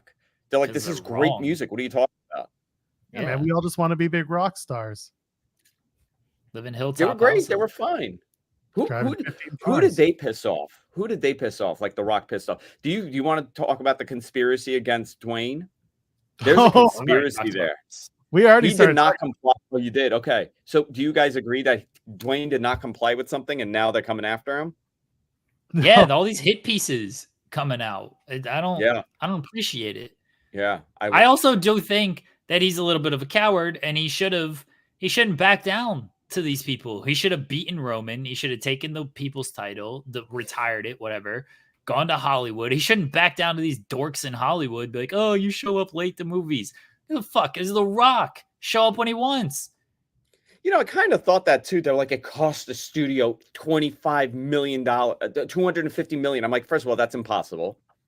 That would be impossible to happen. 8 hours late. Maybe one day he wasn't on set, but whose account is this? You know, if I'm some like lower level actor and I got to be there for 12 hours doing reshoots for stuff, and here comes Dwayne to do a couple lines, of course I'm going to be pissed, but is that the account?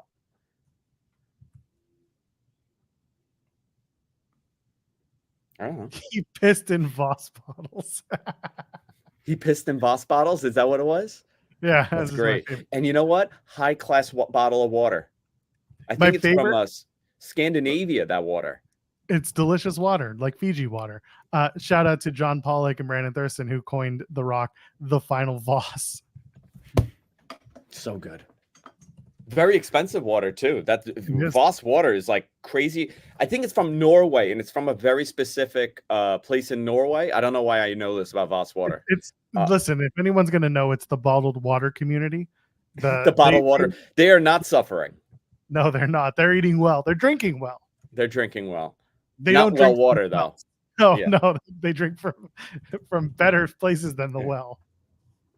You know what? You know where they have the best water? New York City. Toronto. Do you guys have good water in Toronto? Oh yeah, we touted. You drink out of the sink? No filter? Oh, yeah, 100%. Wow, Yes. good for you. How about you, Jeremy?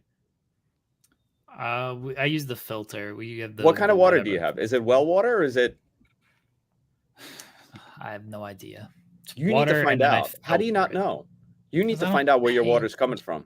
I don't pay attention to this stuff. I You put it need in to. the little pitcher filter. It filters it out, and then I drink it. I don't know That's if you how- know this, but they put fluoride in the water. Do you know what fluoride does? Makes This your is a teeth. really serious thing. It makes your teeth better. Yep. Yeah, I've heard that. It's not good. You don't want your teeth to look good. No, take it out. Take out all the fluoride. Hold Take on. it I out got a there. message here. Hold on. I'm gonna find out where you get your water. Okay, here we go. Oh, it's city water. You have city water. I assume the ITW Anonymous GM has messaged Yeah. you to Yeah. let you know. And- but your in-laws, I believe, have well water. My in-laws have okay. Yeah. We're getting Yeah. down to the bottom of this. The bottom of this well. I don't know like See how how quick I can Zarian find just- things out? Yeah. You might even call this Watergate. No. Hold on, I'm gonna do my Karnak. Karnak the magician. Is it a Brita filter? Yes, I do believe Yeah, it's a Brita filter. See, I know How things. Karnak worked, you jerk. How did he do it? How did Karnak do it? The answer to his head, and then he opens the envelope, and the question was inside. Yeah, the question was inside. Yeah, there you go. Nobody else is going to get that reference that's under 35. We are old as hell, and I love it. Yeah. Look up Karnak the Magnificent, you children. No. Okay, watching on YouTube. No. Anyway. All right, I'm gonna go. Nah. Bye, Zarian. Enjoy This not is- watching wrestling. That's how we should Thank all you. live our life. Thank you. Love you, Have boys. fun with the family this weekend. We love you too. Thank you. Bye-bye. The hearts Kisses. show up. There we go. There's the hearts. Now do the balloons. No. No balloons. Anyway, The Rock. That was something that happened. We're going to talk about AEW. We're going to cross over to Are the we? yeah, but do you want to, because we said we would and it's part of our duties, we should probably talk about the Vince McMahon update with the lawsuit and Johnny Ace and everything that's transpired over the last 24 hours. That's been a very fuck that dude. Yeah. Johnny Ace basically being Johnny Ace is what it comes down to. We're not well, listen, let's talk about it seriously if you want to give a quick wrap on it, because I know you did write the story on Fightful. So yeah, let's go ahead. Let's talk about it real quick. Johnny Ace is flipped. He is now agreeing with Vince and is supporting the motion to compel arbitration. And Brad Bloom, who was corporate officer number 2, has tendered his resignation. Those are the updates. I don't think it's good. I don't think it's good for Johnny Ace that he is now, first he claims he was a victim, and now he's like, oh, you know what? Never mind. I'm not. I assume Vince was going to be like, I know where stuff is buried. And Johnny Ace is like, okay, let me not go against this person. But I don't care about Johnny Ace. He was in a no-win situation because he's either trying to make himself out to be a victim like he originally did, or he's siding with Vince like he is now. But I don't think it is good. And look, I don't care that he's in a no-win situation. He deserves to lose. It's probably not great that he's now flipped, and I don't feel like his whatever he says is very trustworthy. That probably doesn't look great for his side of things, for Vince's side of things, but maybe I'm wrong. That's where things stand. Johnny Ace is a piece of shit. There is there's a commentary running right now about this, where any lawyer worth their salt will be able to take what John Laurinaitis said initially about being a victim to where he is now, saying, that he fully supports the arbitration, the motion to compel arbitration. That any lawyer or any judge worth their salt can break that immediately and like you said, completely point out the inadequacy and just the bullshit that is the John Laurinaitis story in all this. Like you said, he's in a no-win situation. He deserves to lose. He's every part of this as he should be. And this is a really frustrating update to have to give after a few days of the motion to compel arbitration, which we talked about, and the whole just some of the stuff that Vince McMahon's lawyers had to say about Janelle Grant's character, which has all been refuted at this point, proving that she did graduate from Pace University with a law degree.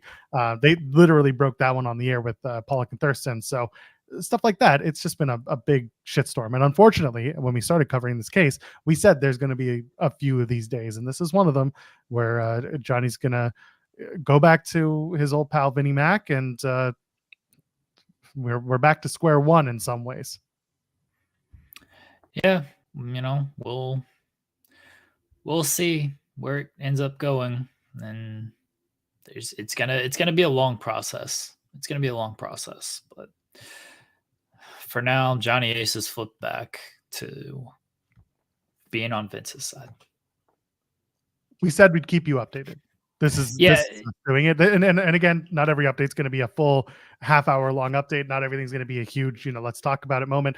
This is more just, this is where we're at. This is what's been filed. The John Laurinaitis filing was very short, and very to the point. He's flipped, and we're back to this. Yeah, Brad Bloom also tendered his resignation. Again, he was corporate officer number 2. What does that mean? Don't know. We will see kind of what comes out of that. Like, to me, this doesn't feel like great optics, but maybe there was something else at work. No idea. But the optics don't seem great of him doing this.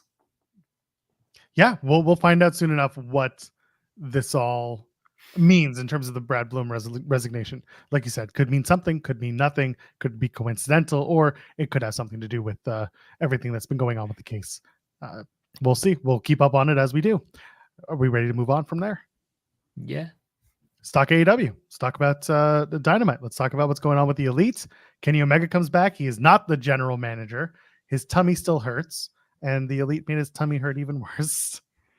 Sorry, there's no other way I could put it. I think, listen, diverticulitis is a serious thing. Obviously, Kenny's getting checked out for it. It sounds like he might even be going into surgery for it. We don't know, but he came out on Dynamite. He had a very passionate promo about, missing wrestling and it being all he knows, and then calling out the Elite. The Elite come out. Jack Perry attacks Kenny Omega. You have Okada come out. They kind of tease that in a few months, maybe they'll reignite that feud. And this all ends with the Bucks and the Elite taking out Kenny Omega, including going into Rampage at the end of it after FTR had gotten involved as well. They take out Kenny Omega, drop him from the gurney. I enjoyed this story beat. I think we're going in the right direction.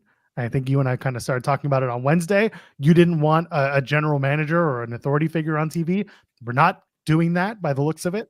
But what did you think overall this angle? I thought everything about it was what it should be, and I thought everything about it was really good and well done. I like the beginning of the show where Tony is there trying to give a statement and he gets cut off. They got the new intro. They're like, we're running the show. I like that they had interference in it as well. With Swerve out there, and then they came in and they were like, oh, we got your opponent, here he is, and it was Christian. I like that we had a Will Washington Day at Dynamite debut handing Renee the phone of like, hey, I've just heard from the Young Bucks, your match is now this. And then the ending segment with Kenny doing his speech, which I thought was really well done, and sympathizing him even more until here comes Jack Perry, here comes Okada, here comes the Young Bucks to take him out. I thought that was great. It was what I thought it should be. I didn't want a general manager, an acting GM, anything like that. You have your authority figures. It's the Young Bucks. They're the EVPs. I like that they explained it. We got ironclad contracts. You can't fire us. I like that. But everything about it was well done. Now we'll see kind of where it goes from here. But like I've been saying, this should be an overarching AEW story. And for Dynamite, it was for the most part. Could they have done more? Maybe, sure. You can always do more, but you don't always need to do more. But they hit everything they need to hit. They established everything they need to establish, and it was good. And we'll see where it leads. I assume it will lead to an AEW versus the Elite big type of match, but I think you don't have to get there too soon. You can really let things play out with this. So I look forward to it. I think there's something really interesting in what you said with the idea that it is overarching the AEW world right now and the storytelling on Dynamite. And like you said, could there be more? Yes. But right now I like the idea of only having 2 stories that really are converging. And that's with Swerve. And we'll talk about Swerve and Christian in a minute. But I like that at least we're starting with Elite Tony Khan and then what's going on with Swerve. And Swerve's making reference to what's going on with Tony and the Elites, but he's not directly affecting what's going on between those 2 parties. But the Elite are starting to sneak in with the Swerve stuff by bringing in Christian Cage. I think we'll see a little bit more of the Elite getting into other people's business to the point where those storylines do start overarching more, and eventually they really do converge on each other. And I want them to take their time getting there. I don't want next week to be one more story they put their hands in, and then the week after that is another one, because then we'll get to Double or Nothing and we'll have to basically start blowing it off by then, when in reality you have time. You can build this as long as you want, as long as you make it interesting and fresh at as many turns as you add. So there's some good stuff in there. You've got now Swerve's opponent for Double or Nothing. It's Christian Cage. Doesn't surprise a lot of people. There were people in our chat on Wednesday even saying it should be Christian, even though he lost the TBS championship on Dynamite not too long ago in Toronto. It was a month ago at this point, right? Yeah, it was a month ago. And we talked about this, even with WWE, we talked about Gunther losing the Intercontinental Championship, but losing upward. And you can do that with certain champions who hold for a long time and have a good, showing and a good, strong character that keep them moving. Christian Cage and the family is one of those people, not the Don Callis family, but the Christian Cage family. I like the Christians getting Swerve. I like that Christian took the time to make reference to Swerve's involvement with Nick Wayne at one point, even though Wayne wasn't involved with Swerve at the time. I wasn't involved with Christian at the time, but now you've got both Waynes involved in a story where Christian comes in, and he's the dad. He takes all the family's problems. He joins the family all together, and Killswitchosaurus is also there. But what do you think of Christian Cage getting the World Championship match at Double or Nothing against Swerve? Like, we know the rankings don't matter. So, but also this is the time where you can say that the rankings completely don't matter because of where we're going with Elite. That's the Young Bucks explained it. They explained why Christian got the title shot. So that's all you needed to do anyway, is they're the EVPs. They have the power. They're going to give the title shot to who they want. And that's what they did. Good. But again, the rankings don't matter. They haven't released new rankings in a month. So let's not pretend like they are even a thing. But I like it being Christian. Christian is a good, safe opponent. And by safe, I mean that he's credible. He knows his role very well, in that he knows how to get heel heat. He's not going to play this tweener stuff where the crowd might cheer him. Now, Christian's not going to do that. He made the abs reference, which popped me. I did a whole article on it. Thank you for supplying video on that. But he made the abs reference. Easy heat in Winnipeg, because the Avs just ended the Winnipeg Jets season the night before. Chris Jericho thought the Jets were going to win. How'd that work out for old Christopher? So Christian knows how to get heat. He's going to babyface Swerve as much as he can babyface Swerve. It's up to Swerve to also pull his parts and do some babyface stuff, but I don't need Swerve being this like dumb, clean-cut babyface either. People started cheering for Swerve because he was kind of a dick, but they liked all of that side of him. And he was a good wrestler, obviously. So that's why they started cheering for Swerve. Swerve mentioned that I'm going to have some backup during the face-to-face. Very curious as to who that is, because he probably friends. The Mogul Embassy, I don't know if they exist. Brian Cage was on the show, but I haven't seen Bishop and Khan in forever. I have no idea if they're still a thing. I wish they would, even if it's a throwaway reference, just at least explain why they're not together anymore. Like maybe they have and I missed it. I don't know. Maybe it was a throwaway reference, but I've seen it. Sorry, I was going to say, so Swerve does have that digital backstager where he says he's not coming alone next time. Yeah, I referenced that. Yeah, so it really does feel like they're just going to have Bishop and Toa there. Maybe, but like they're not really. I guess they're now baby faces because they're aligned with Swerve. But this is one of I've had this complaint about AEW for a while. I don't want to call it complaint, criticism, whatever you want to call it. Sometimes the factions don't feel as attached as they should, and I wish they would feel more attached. And like we're seeing it with the Embassy right now.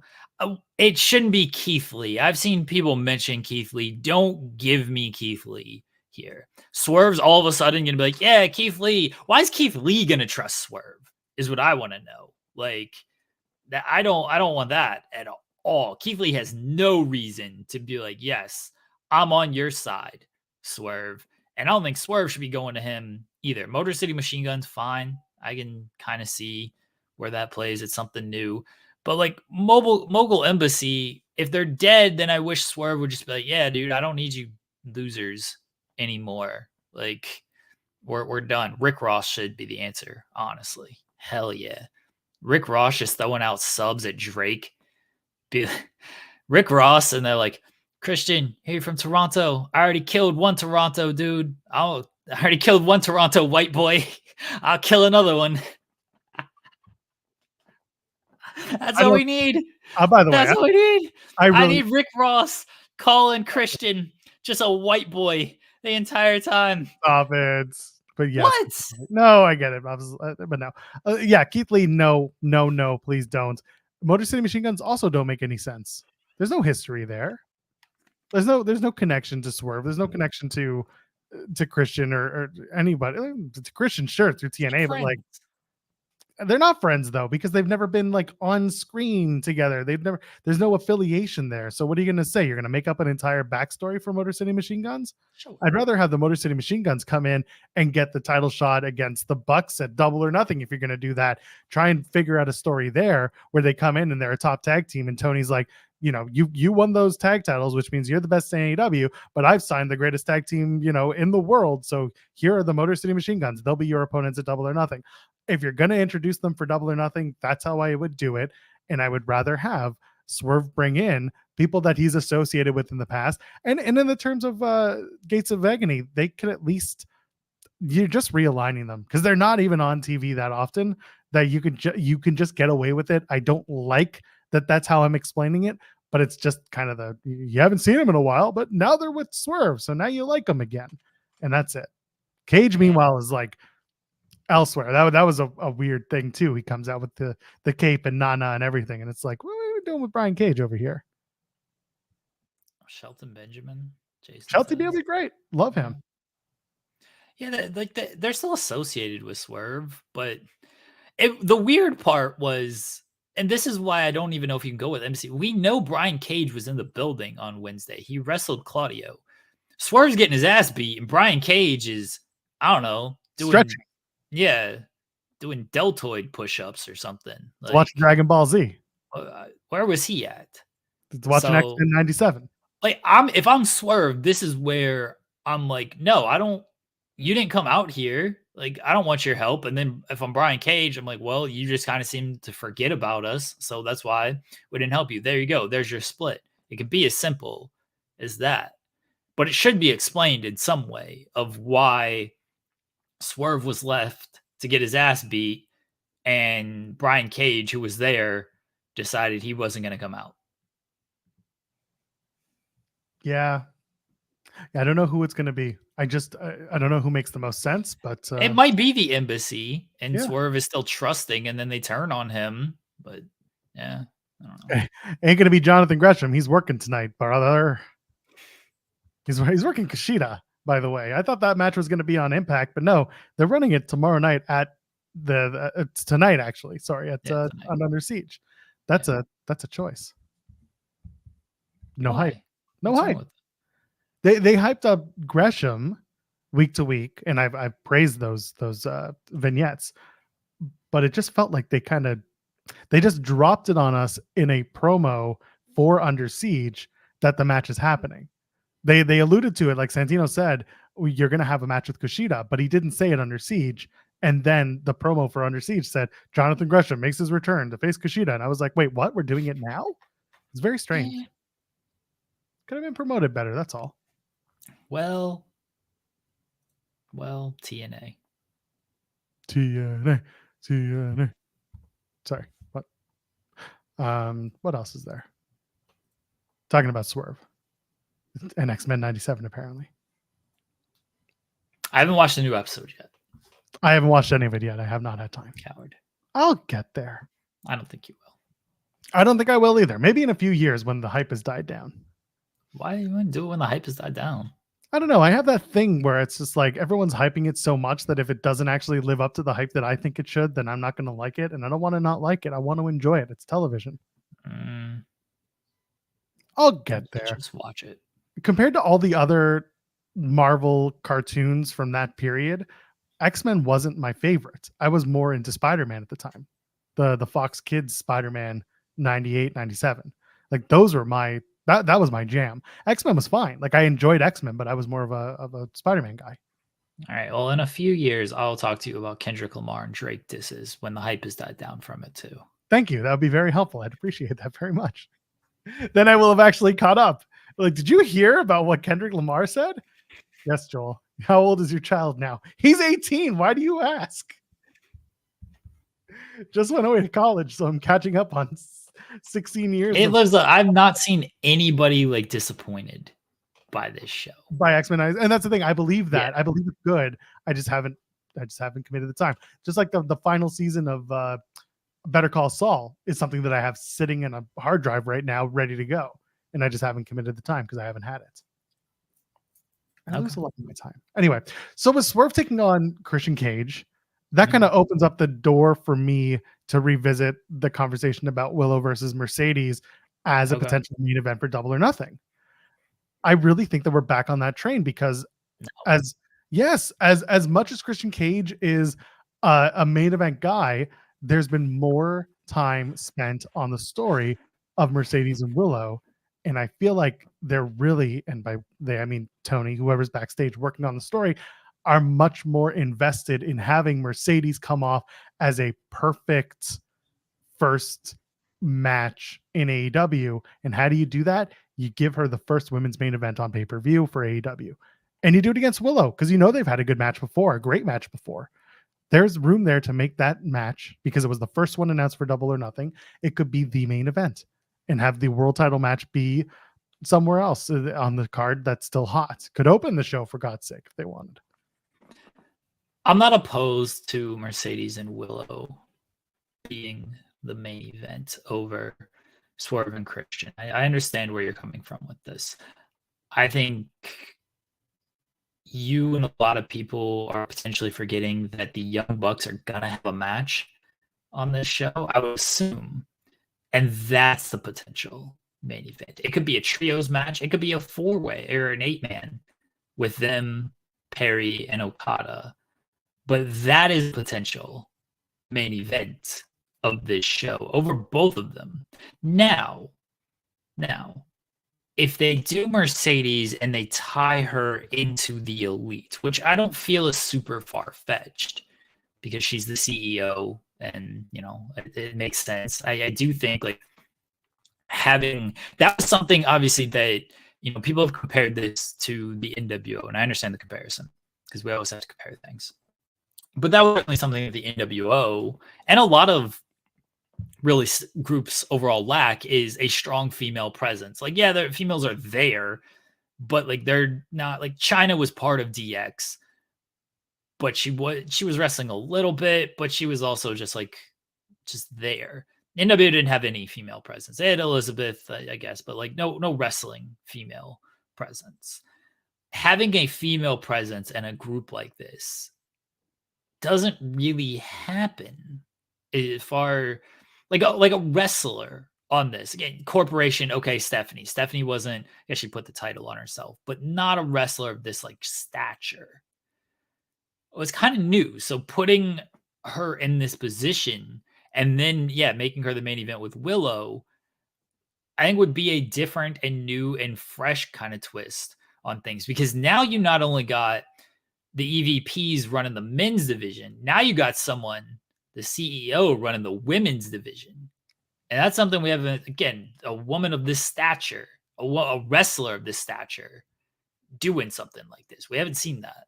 Another piece to the pie on Rampage when they did the TBS title match with Sky Blue and Willow, that match was not initially a Manitoba Mayhem match. It suddenly became that way because the Bucks decided to flex their muscle. And who could have told the Bucks to flex their muscle was the person who's going to be challenging for the TBS title and has a problem with the TBS champion Willow Nightingale. There is a thread that could be followed if they decide to go that route. And as a result, the big reveal, Mercedes wins the TBS championship. And either you do it the same night as a big, like the Elite revealed at the end of the night to include Mercedes Mone, or you have that reveal on Wednesday on Dynamite as like a big, oh my God, didn't see that coming moment, even though the pieces were in place, and it would make sense. Yeah. So I'm with this. I'm with this idea, and I think that's how you can get to Mercedes and Willow main eventing on this, because right now I understand the sentiment of it main eventing. I also don't think it's the hottest feud in the world, because they're trying to sell this attack, who attacked Mercedes, and they kind of almost took a break. Like, Mercedes wasn't on the show this past week. I understand. So, she doesn't need to go to. Yeah, she doesn't need to. If you don't have anything worthwhile, she doesn't need to be there every week, because otherwise you're just beating the same drum. Also, you just don't need to go to Manitoba. Nobody does. Fair. Don't go. But it does feel like it does feel like the main event of the show is probably going to be, at least in my mind right now, whatever the Elite are doing. Maybe Swerve and Christian, just because world title, and that's typically the precedent. Although we've seen that we've seen that not be the case in the past. But that's usually Revolution, and actually I think it's always been Revolution. Otherwise it's always been the world title match has headlined, assuming there's been a world title match. So I feel like if it's not going to be the world title match right now, it'll be whatever the Elite's involved in. But like, if it's the Elite and if it's the Bucks and FTR again, are we gonna really main event with that again? If it's an 8-man, if it's a trios, possibly. There's room for Mercedes and Willow to be the main event. That doesn't feel like a super hot match to me right now. It's not that I'm not excited for it.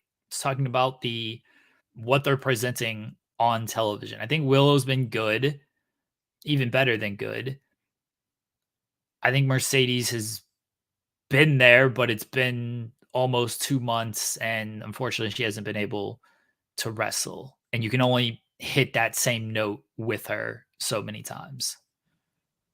Yeah, and someone in the chat did mention, it's a ballsy move to have her first match back, her first full televised match, be a main event match against Willow on pay-per-view, and you expect them to go the distance. You expect them to hopefully do a 20-minute match. And if she's not ready for that, if Mercedes isn't physically ready for that, then that could be a problem. It's a good point. You don't know. But I think it could be a main event. I think it could be a big main event match. You only get one of those type of matches. Like, you get to say Mercedes' debut is so big that it is the main event for this program. Yeah. Maybe they go without. I like the idea of Mercedes being the CEO of the Elite, though. I think there's some legs to that whole idea. Do you imagine if the Bucks just tease for weeks, Tony, we have our own CEO and you'll never guess who it is, and the crowd's just like, yeah, no, it's her. Oh, we need Okada doing the CEO dance. That's what we really need. So Okada out there, CEO. They've been together in the ring before. They've been co-champs before. We can do it. Could you imagine the end of the night? They do the Okada and Mercedes holding their respective championships in the ring. Let's go. Come on, it's there. The writing's on the wall. Let's free money, AEW. We're giving you free money. We'll watch. They got to do the money gun on these people. Yeah, they got to start firing money guns in the dick. Well, it's not like impactful, the money gun, Do you want to know what's going to be very impactful? Don't know. The House of Cope. Fuck this nonsense.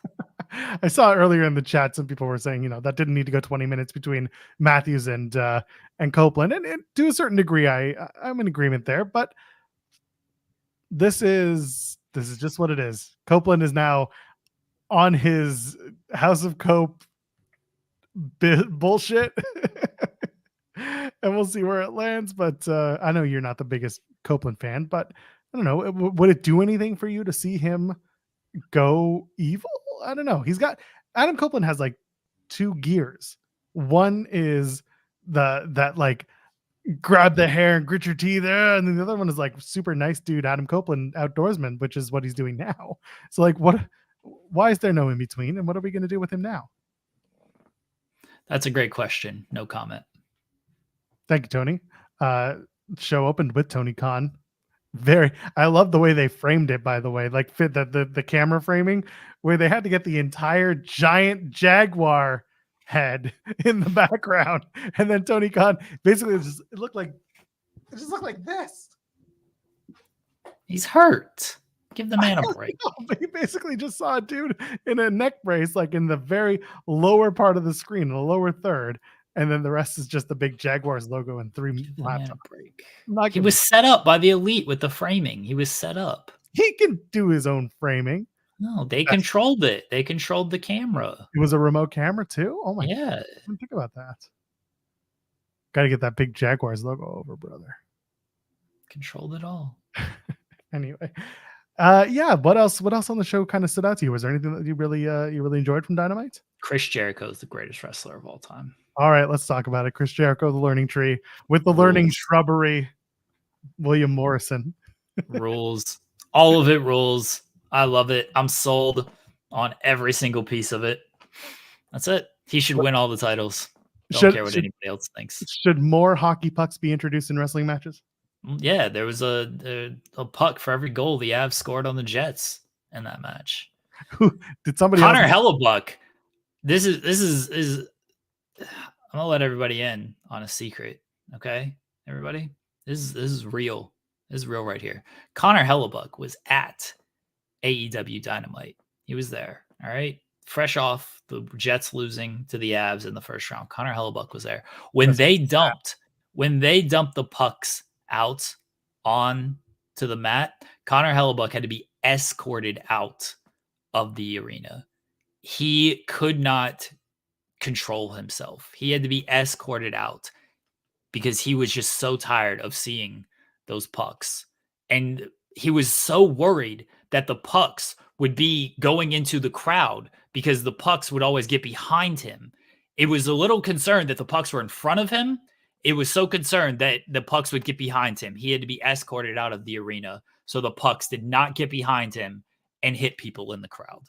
That's a scoop for everybody. All right, then. There's hockey pucks. That's wrestling. Wrestling is all about hockey. And if you're not watching hockey, then I don't know what to tell you.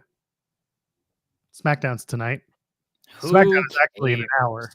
SmackDown's in an hour. If you want to watch the UK feed like I will be. Afternoon wrestling is the best.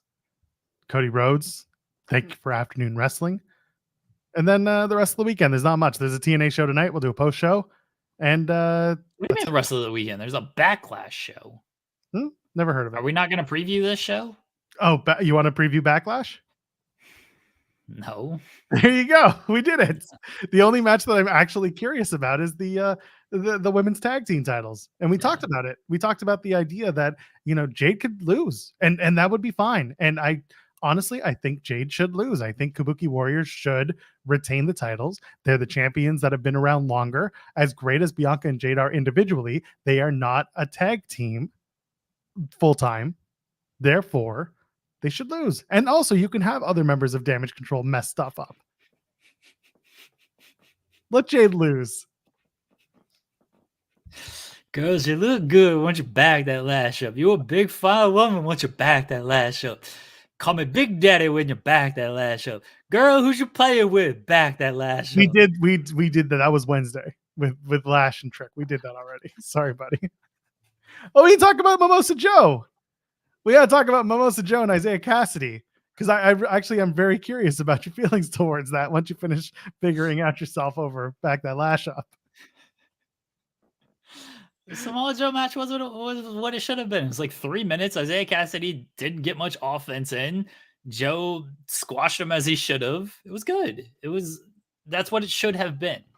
Okay, so you didn't think it went too long with the getting a little bit of offense in Isaiah Cassidy? No, Isaiah Cassidy didn't get enough. It wasn't some 10-minute 50-50 match. Isaiah Cassidy he got a little in. That's completely fine. Yeah, the scream on there. That's good stuff, yeah.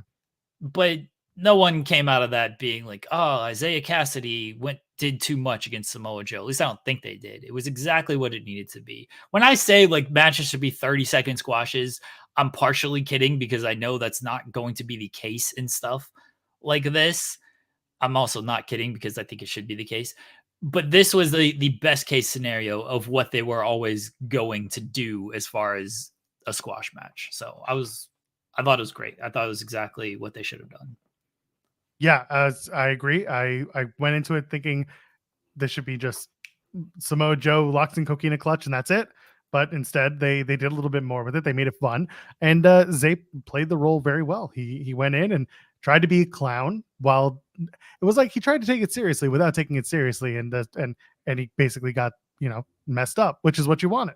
So I'm glad. I just wanted to get your opinion because it wasn't a 30-second squash, but it was mostly a squash, and the offense made sense from Isaiah Cassidy, or at least the attempts.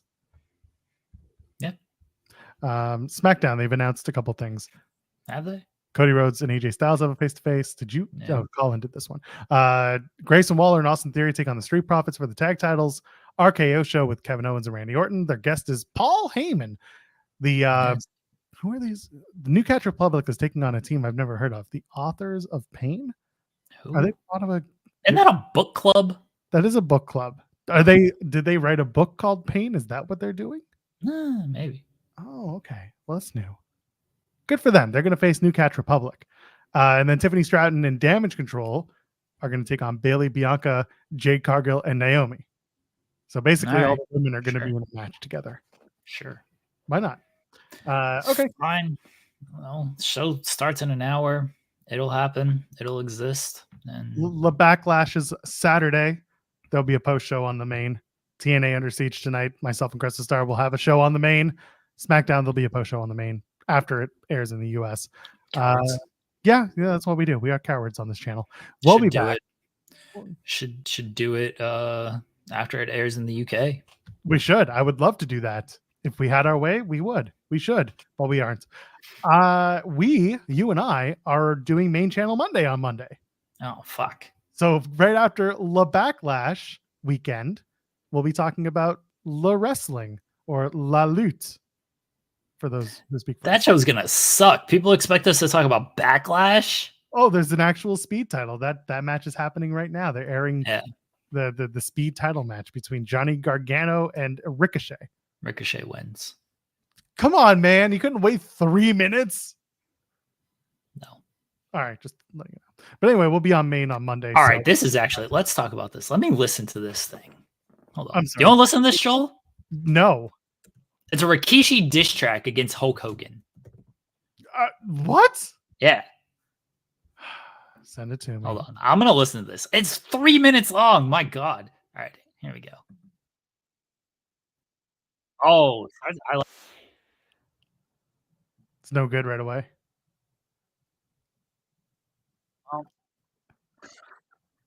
He's an Iron Sheik. It's the lean back beat. Oh, I'm gonna have to listen to this afterwards because I have no idea. They're using Iron Sheik drop to fuck the Hulk Hogan. Oh yeah, I'm seeing this now. It's on his Twitter. The Sultan. I mean, it's hard for me to like Iron Sheik sometimes. Oh, he ain't Urkel. He's not Urkel? Woo! The vitamins ain't working. This is weird. Rikishi breaking it down for us. Well, Jeremy Lambert breaks that down. What are we breaking down? Yeah, Big Quiche is out here trying to take on Kendrick Lamar. Good for him. Up. No. I'm filling dead air because your ass ain't saying nothing. Oh, he said I call a spot and then we going home. Woo! Oh, he's making references to wrestling. Instead of lean back, it's beat that. I don't think I'm actually going to watch this anymore.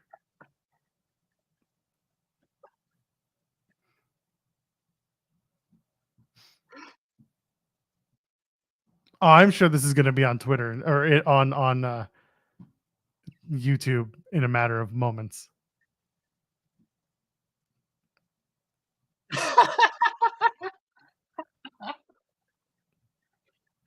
Dude, wrestling fans are going I thought you knew best, like the reality show. Get him. It's awful. Oh God, I'm going to enjoy this, aren't I? People saying it was surprisingly kind of good. Oh, bit of snake. That's why you called your arm pythons. Woo! I want to know who helped him write this. Beat that. Beat that. Beat that. Lean back.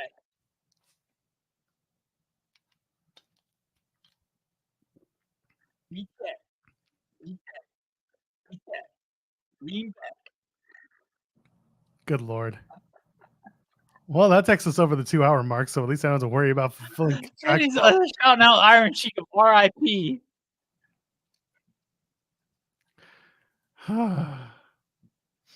I'm sure if you ask the Grapsody boys, they will talk about it on Saturday. They're also doing the Backlash post show, so it's going to be like listen, Grapsody on Saturday is going to be at least 5 hours at this point. This thing is amazing. Stand by those. I stand on those. No, absolutely not. You think Rikishi got some Ghost Riders? Yes, I do. No. I think Kish got some Ghost Riders on. I don't think so. I don't think so at all. I think so. Where did this beef come from? All of a sudden, Rikishi is like a fuck Hulk Hogan. I mean, listen, I could have told you that. It's always fuck Hulk Hogan. Dude, this ruled. I'll go and take a look at it in a little bit. How about that? What a strange thing happening here. He references the finger poke of doom. He references all the politicking and everything. Like, it's all low-hanging Hogan fruit here. It's nothing groundbreaking, but it just absolutely rules. The snake, that's why you call your arms pythons, line's pretty good, though. Watching Ricochet win that speed championship. Did it with 39 seconds left on the speed clock. You ever done speed on X while you're presenting Coke? What I do in my personal life stays in my personal life most of the time. That's fair. That's fair. We'll just get you a cat named Molly. Everyone will be happy. Let me see that speed belt. Oh, that's a belt that exists. That shit was hilarious. Hilarious. Speed title looks okay. All right, let's get out of here. We're back on Main on Monday. Jeremy Lambert, anything to plug? Go listen to Rikishi's diss track. I'm going to do that right now. Hogan, because it rules. All right. Is there anything else? That's good. We're good. We got it. No, who cares about wrestling? Rap music, baby. Kendrick and Drake, Rikishi and Hogan. Be a man, Hulk. Respond. Jesus can't save you from the ass of Rikishi. Some may say Jesus made that ass. I am at Joel Pearl, JOELPEARL. Ladies and gentlemen, friends beyond the binary. Have a good weekend. We'll see you on Monday. Enjoy la wrestling and la rap music.